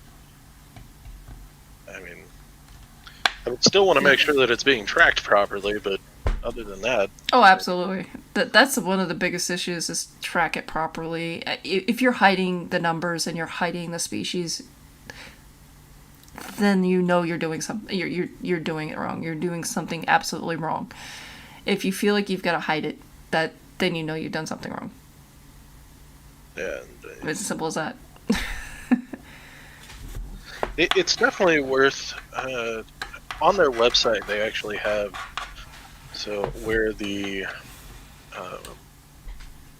Texas Parks and Wildlife did their workshop, and it's got full reports on all of it, and it's really worth looking at if you ever get, I guess, bored, because it's not a great read, but it's very informational. Are you saying it's boring? Are you saying it's boring, Reed? It's Are you saying okay. that? So what they did, they took, I think it was 6 representatives that actually had to do with the event. So like the president of the JCs and one of the hunters Okay. and stuff like that. You say JCs. For everybody listening, clarify what a JC is. JC is their term for their junior chambers. They spelled it out, so it's JAYCEE, even though it was just JC. Whatever. It's a civic organization. Okay. It's adult Boy Scouts. They brought like the president of the JCs and a bunch of people over there, but they also brought in people from the Texas Parks and Wildlife and like herpetologists and local landowners and stuff, and they all voted on issues about this event. And so it's really cool to go and see who voted for what, because it from what I saw, even some of the JCs kind of admitted in their report that gassing probably isn't a good idea. And that was the one thing that it kind of looked like they were kind of agreeing on. And the rest You of would it, think you think pouring gasoline into the soil might be an actual bad idea? Farm soil that you could be using for farming. yeah. Just saying. You see where they draw their line, I guess. Maybe near water, I don't know, water inlets, waterways. You might want to leave the gasoline alone. And then, the whole education aspect of it, I have a big problem with, because most of what I saw through their, the little interviews and stuff I saw, it doesn't seem like most of these people know an awful lot about rattlesnakes. They know how to catch them. Yeah. But the rest of it just seems like misinformation. Which to me just means, okay, so education's out the window. The sale of venom seems to be kind of iffy. And then research, I mean, other than I saw them measuring for the sake of the competition, but other than that, I don't know what they're doing with research. Everything else just seems they're used for the event. So I'm still trying to wrap my head around why eat rattlesnake, or why eat it. I mean, I understand if you're gonna butcher the animal and you're gonna eat it. Okay, what's the purpose? I will say, I believe I've are- eaten rattlesnake and it wasn't terrible. But then, my question: Are they thinking of farming these animals? Or are they thinking of, No. of growing No, and farming rattlesnake? It's part of they have a rattlesnake eating competition. And then they also sell the meat. But I think a lot of it's for not a lot of the meat's for the competition, but that's what kind of hypes up them eating it. It's more of a novelty. Like no one around here eats rattlesnake on a regular basis.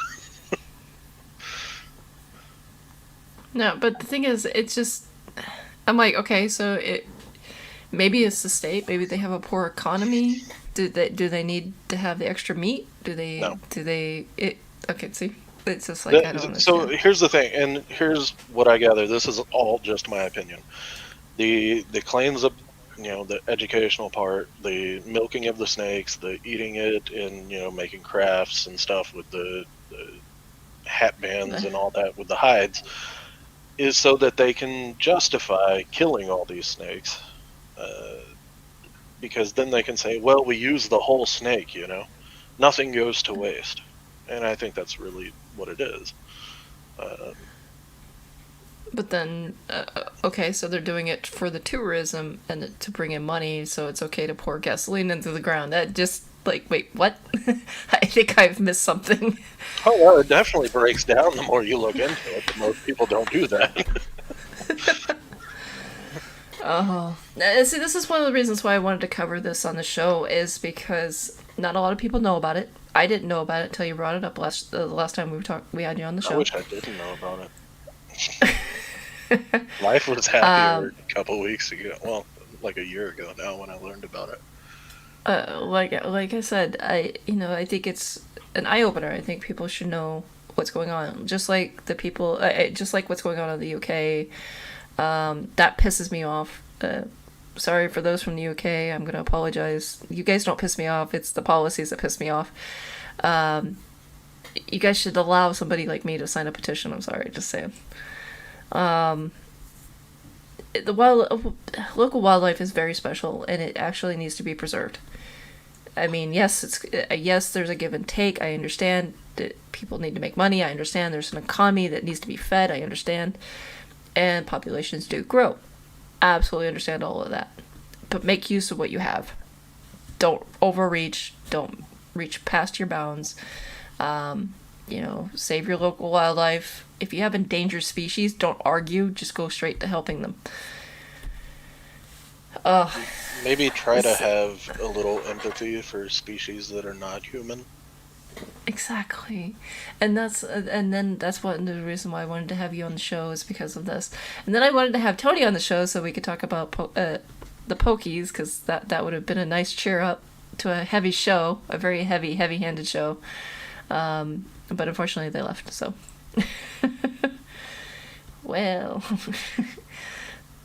So, Ellie, what are your thoughts?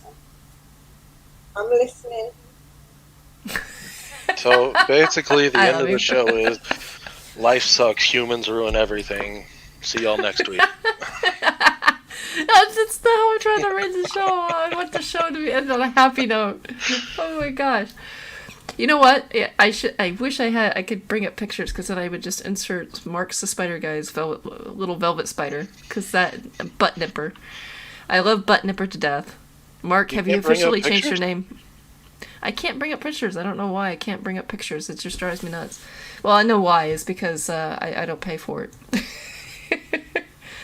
I don't. So they're not giving me that. They're not giving me that ability. They're just Oh yeah, that's why yours says powered by StreamYard. Yes. Yeah. I can't afford it. I can't afford it. I don't blame you. Some of these services are not cheap. I don't Exactly. Okay, so I don't feel so bad.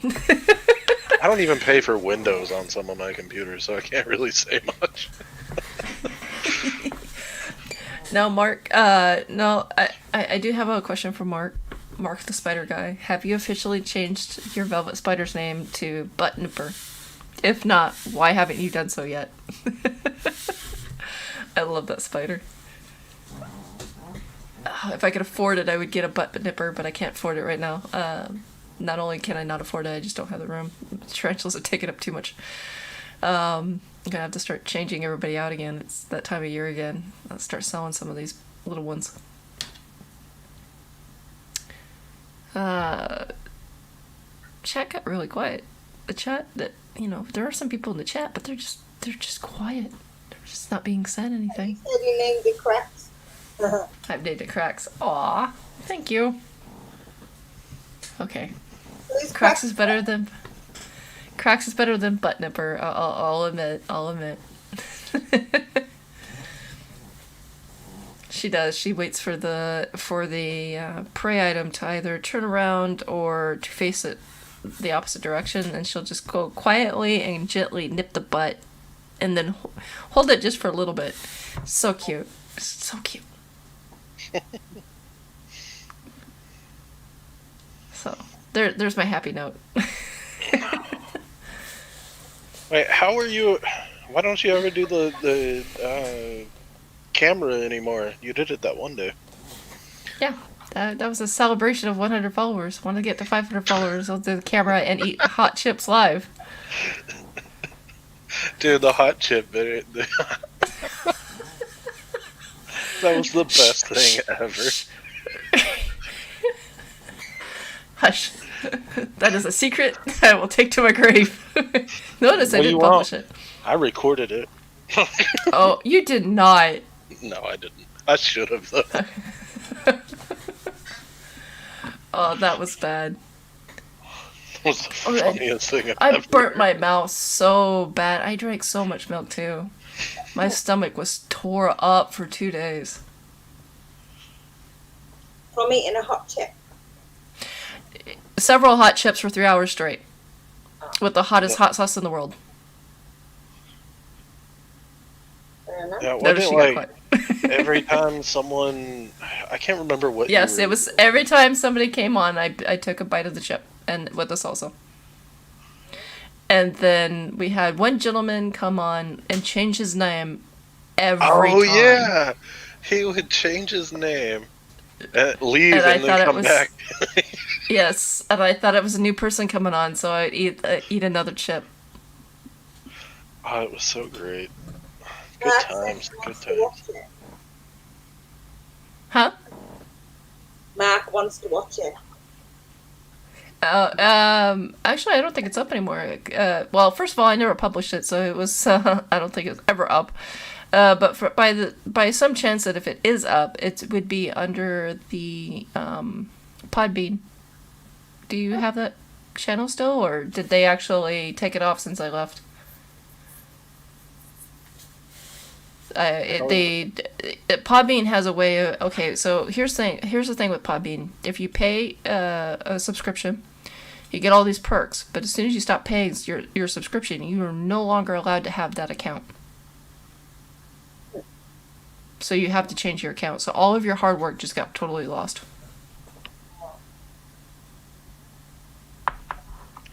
That I'm made me checking out so mad. your pet paint the moment friend. Yes. Looking at the website. It Yep. says commissions closed right now. What does that mean? Right now she's doing 2 commissions right now. Okay. Yep. So once she's done with those 2, it will be commissions open. So basically she doesn't like to get too many commissions, so she'll get 1 or 2 commissions, and then she'll close it down, and it takes her about 4 days to do 2. What's the commission? A commission is when you pay somebody. Okay, so if you pay me to paint, say, your kitty cat, that would be a commission. You've commissioned me to paint your kitty cat. Fair enough. Wait, is she the one you didn't want to say her name? Yes, she's It's on her website. Yeah. Oh, does she have it on her website? Yeah. I have to check. On the contact and her about, it says her name. Actually says their full name on the contact. But I just want to make sure. Oh, it does have. Okay, well, all right, Chloe. I just wanted to make sure because I didn't know, because on her Twitch she never says her name. oh no, I completely get why you were doing it. I was just like, it's here too. So Okay. Well, then, if she's got it out there, then I can just call it Chloe. Oh, I see her. This isn't actually an updated photo because I watched her do the birds. yeah, they're pretty. Yeah, those are her watercolors. But yeah, she's definitely into hyperrealism. She's really, really, really good. But yeah, I was asked if she did arachnids, arthropods, and all them, and I was like, yeah, she does. And so this time I was like, you know what, I'm going to promote her a little bit, get her name out there a little bit, mainly because I can't do it. So I'd rather direct people to somebody who knows her stuff. And honestly, she's probably one of the most humble artists I've ever met. Oh my gosh, she does ferrets. Yep. She does anything. She does anything. Now my wife's gonna be making her paint or draw her ferret. She's expensive. Good luck. Oh, I don't doubt. But I know why. I know why she's expensive because it takes a long time to. Because she sits there and does it for. I think it's between 8 to 12 hours that she paints a painting, and it takes up to 2 days. So it's worth it. I've always wondered if artists like this, like, is she? Which I guess this would vary, by the artist. But I wonder if she can do the same thing with people, but just doesn't. I could almost say she doesn't do people. Well, But I mean, I would assume going by her gallery know. that she doesn't, but I wonder if she could. Not too sure. But I know a guy who can. His name is Buttery on Twitch. He does basically, from my understanding, I believe he's commissioned to paint famous people. So I think their managers and stuff will get a hold of him. Right now he's doing Bill Murray. So That's awesome. and he does hyperrealism in pencil as well. He's really he is. When it comes to people, I would have to promote him, but I'm 100% certain I would never be able to afford him. So I can't even afford a kid's drawing right now, let alone. I couldn't commission a 5-year-old right now to draw some stick figures. oof, that's bad. Beside the point. Oh, that's what happens when you become a homeowner. Who's a homeowner? Aren't you a homeowner? No. I thought you were buying that place. I was like, oh. No. I mean, there's a chance we might one day, but right now we're not. Depends on if the dude who owns it ever decides to sell it. I love this place. I'd buy it, but I don't know if he's gonna sell. Which, I mean, he kind of lets me do whatever I really want with the place, so. I mean. Yeah, pretty much. You've pretty much got way of land. That means at least you know you're taking good care of it then. Yeah, I built the reptile room. That was an empty, garage shed kind of thing. That was, unfinished and all that, so I finished it out and insulated it and put an AC unit in it and made it into a room. Nice. I have a question. Ellie, you went and got coffee and you didn't tell me? I did it when I swapped the washing over. Oh, I want coffee. Did you end up getting one of them dipsticks after? No, drank a bang. Mom did. Mom did order one. I'm gonna steal it from her. I'm too cheap, so I was like, hey Mom, look at this. so she ordered it. So I can almost get 100% guess she knows I'm gonna go steal it.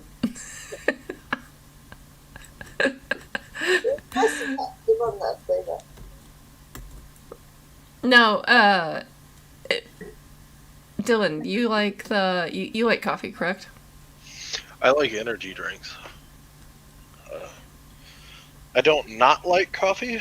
I just don't prefer it if I can get my hands on energy drinks. Do I even know you? I don't know. I'm starting to question it. Well, Name of my rattlesnake. okay, I do know you now. Show me the rattlesnake. No, it said what's the name of it.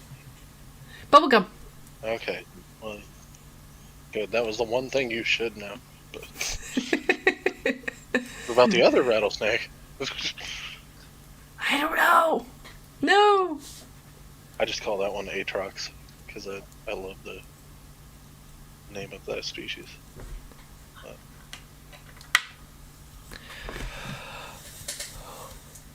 I don't got a rattlesnake and I don't want one either. You don't want one because you've never had one. and I'm not going to get one. Well, then that's a you problem that you need to take care of, and then you can. I got a snake. I got 2 snakes, but I'm not having venomous snakes. Well, when you decide to be an adult, let me know. Oh, Children behave. Nah, I'm just playing. I got plenty of spiders if I need a little bit of venom. You what? What'd you say? I said I got plenty of spiders if I need venom to a degree. Yeah, fair enough. If you need to be venomized, you're like, I got spiders. I know. Honestly, I'd prefer a snake bite. Snakes bite a bit faster than a spider. You wouldn't feel it with a snake until you see it. With a spider, you'd almost feel it immediately. I wouldn't want to be bit by any of them, to be fair. Yeah, that's true. No. Well, I reckon if Maxie bit me, that one would probably hurt even more. Because Maxie's teeth, they almost look like little raptor teeth. What's a No. DWA? I'm too. That's a dangerous wild animal. Oh, some kind of It's permit. Yep. Yeah, see, in Texas, if it's a local species of rattlesnake, I don't need anything. I can just grab one and keep it. If it's non-native venomous species, then you have to get a permit that's like $20.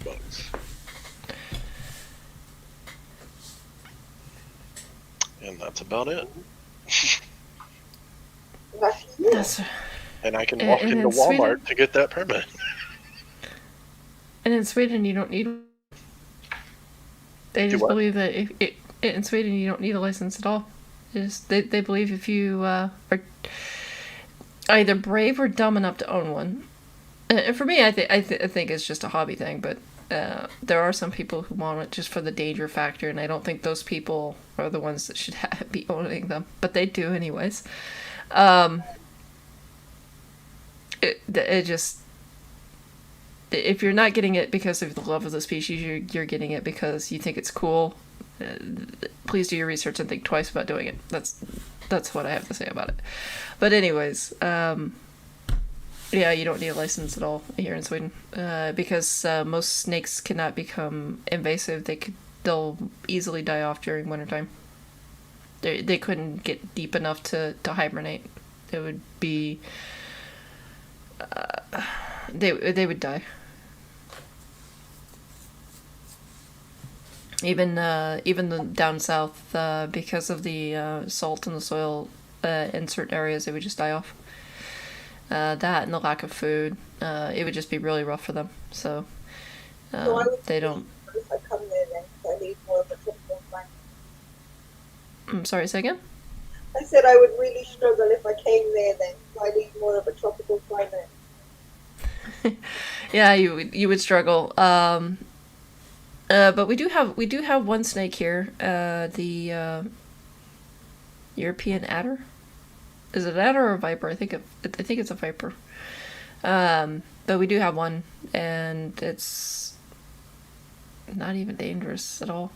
But they only go up so far up the state. They're very rare where I'm seeing. They're usually found south, and that's because they survive on small bird eggs, small birds. I believe they even survive on some of the seagull eggs. But they're it's a local snake. It's for local food, so it's got a way to live. And it does something strange during the winter, so it pretty much survives pretty well up here. But you won't find them any further north than where I'm at in Sweden, because they would just freeze to death. Even in the summertime, they would just freeze to death. It gets too cold. Because right now, let's put it this way: we are in the middle. We're at the beginning of July, right? The middle of summer. It is 15 degrees outside right now, where I'm at, and that's considered very warm here. Oh my god, I wouldn't survive there without it. For Dylan, let me see if I can. What It's about me? 59. Yeah, it's 59 degrees here. Sounds nice. That's Yeah, cool. we're in the middle of summer. It is currently in Fahrenheit, 91 degrees here. Oh, Holy cow. Now, if 40, let's say, it got to 49 last night, or the night before, something like that. It would get down to 9 Celsius, 9 degrees. So you see why it's... If you came to my house, you just walk in my house and you'd be like, I got a suntan. Well, if you walk into my spider room, it's a good almost it is between 25 and 27, depending. During the day it's 27 and during at night it's 25. I do try to keep it to 23, but it's summertime, so it's got a little bit of a degree difference at night. Yeah.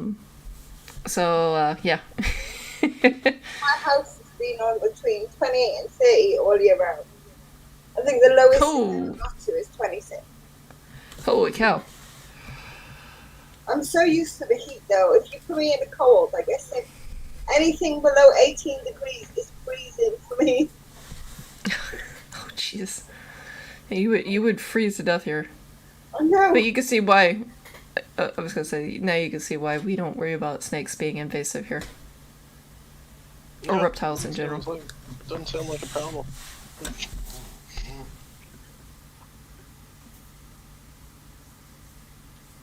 I'm gonna shoot off in a minute. I'm gonna Yeah, I was gonna night. actually, I was gonna close stream and say good night, everybody. Thank you guys for coming on. The reason why is because we are just now past 2 hours and 15 minutes. Basically, we just passed 2 hours, and I try to keep the shows now about 2 hours long. It works out for everybody. So I have a suggestion on something we should talk about at some point. what's up? Is Florida. Just everything about Florida. Actually, we have next weekend. We can talk about next Friday. Let's talk about Florida next Friday. Florida They and just their... changed some legislation and banned a lot of animals. Yep. So And that's there's because loads of to talk about with them. because of the destruction of their own wildlife species, because of people getting animals and setting them loose because they don't want to be caught doing something illegal. Yeah. So yeah, we could talk about that next weekend. If you're free, come by. You know the deal. Yeah. Well, Arachno Shack. Arachno Shack. Hey, you missed the show. We were about to close up. Thank you, Ellie, for being on. Thanks for sharing your the petition thing with us, and that was actually a really nice discussion. I really like that. You have to keep us updated, Ellie. You're welcome. I gotta do more work on it anyway. Like, okay, I've done the poster, but there's still a lot more work that needs to be done behind the scenes. I'm hoping to take it a bit bigger than where it's being taken, because there's still lots of people that won't accept it. They're like, yeah, the snakes are horrible, reptiles are horrible. I'm like, no, you're not. Now, I will say this much. We are at 110 followers. Let's try to get 500 followers and so do another live with hot chip eating. So that's our next goal, is 500 followers so I can do the live again. It's gonna be great. Just want to spam everybody with me. Yeah, that's exactly what he's gonna do. He's gonna spam all his friends. You have to join this person, like, right now. Oh no, I'm spreading this to TikTok if we're doing that. Go for it. If you want to, go for it. We did that to Scott last week, one of my fundraisers. Oh yeah, speaking of TikTok, guess who's back on TikTok? You? Yeah, I broke down and went back to TikTok. And you haven't added me yet? No, because I can't find you. You know my name. Yes, I know your name. I tried to look you up, and I cannot find you. Oh, maybe I got banned. I don't know. Are you shadow banned? Did you do something? No, I'm never shadow banned. I literally quit posting for like 2 months, then came back and like saw no changes in my views. Oh, wow. I was like, y'all just won't shadow ban me? Is that what this is? Because if I breathe wrong, they shadow ban me. That's what happened to not this account, but the account beforehand. I was like, oh, I'll get back into it. So I started posting my art, and because I posted a picture of my art of somebody else's cat, not my cat, in with the in with my picture of me doing the painting of it, it still shadow banned me. Yeah, they've changed a And lot of it, the algorithm recently. and they never lifted the ban. So I was like, month into it, 0 views.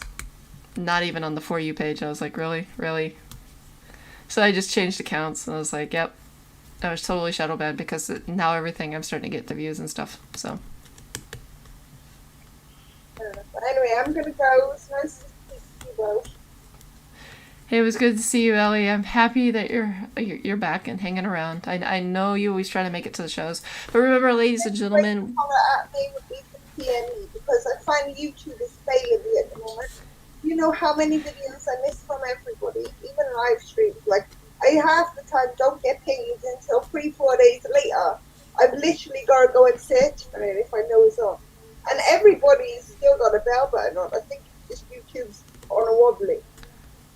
Yeah, see, you're not the only one because I had to physically go look for Scott last weekend. Or Yeah. not last weekend, when he did his live with the dress. I've been having that a lot, so I've missed loads of things. Yeah. So I'll start sharing and start looking because, like I said, I miss everything. Yeah, I'm gonna love you on YouTube now. Yeah. It's like with Pet Rock and everybody else. I'm like, I'm 100% certain that they're probably mad at me because I never show up to their videos. They never show up to the lives. It's because YouTube never tells me they're live. So. I just don't show up. Question. Reptidill, do you still do lives on TikTok? I haven't in like 6 months, but I don't know. I might start doing them again here soon. I miss those. Those were fun, especially as you had the best way of getting donations ever.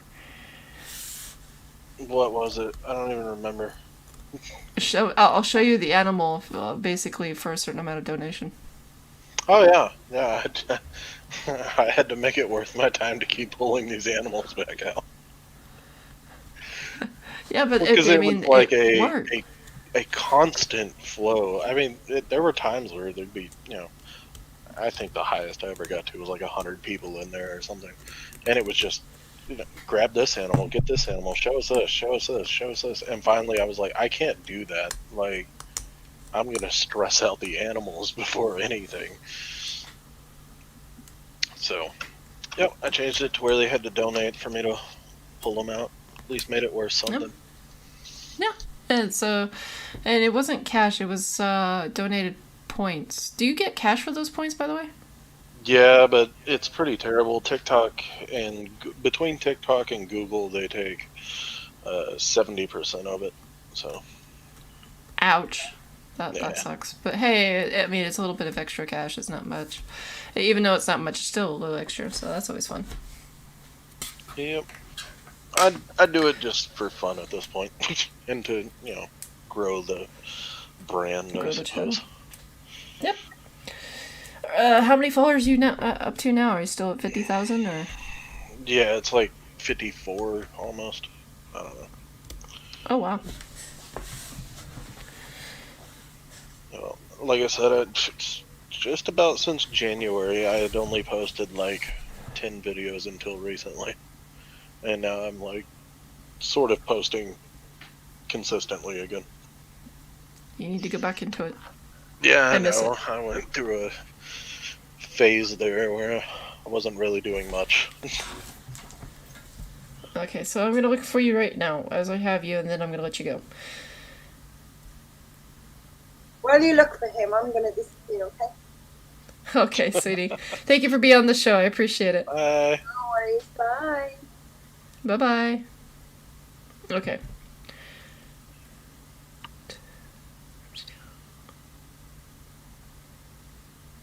Nope. Nope. You know what? I'm stupid. Hold on. You weren't searching in the right place. I was looking for the right place. I just spelled your name wrong. How Yep, did there you are. do that? You have... How many L's do you have in your name? 2? How many do you think I put in there? Oh. That's how you spelled it in chat earlier, too. Yeah. Hush. But I'm gonna follow your wifey.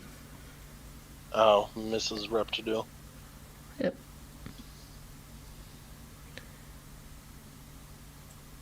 Yep. Yep. And somebody... Oh, somebody's doing... Somebody took your... is trying to copy your name. Oh, really? Yep. We'll see if we'll check it out because they've got 0 following, 0 followers, 0 likes. They go by the name of Reptidill. Oh, that's kind of funny. It's basically your name spelled without a T. Do they? But They don't even follow anybody. exactly, I said 0 followers, 0 videos. They're doing a whole lot with that channel. But anyways, it was good to see you. Great having you, and I'll have It was you. fun. Well, I'll see you next weekend. Let's see if we can It's get you not back fun. on next Friday. Talk about Florida. Florida and Florida's wildlife. That was actually pretty good. And that was a pretty good way to end the note, especially since it was such a heavy show. yeah, pretty heavy. Alright. Alrighty. Alright. Take See care. ya. Hey, do. Alright, everybody. That was Reptidill and Ellie with Ellie Bug Babies here on Have a Drink With Me Friday on Exotics Radio Podcast. I am Cracks, your host. Remember, if you like what we do here and you like what we talk about and how everything sounds, hit that like button. Or maybe you don't. Just hit dislike. I don't care. Engage. Anyways, I hope to see you guys next time, and thank you for coming. And also, if you want more of these like type shows, hit the follow button. So anyways, take care and have a good night.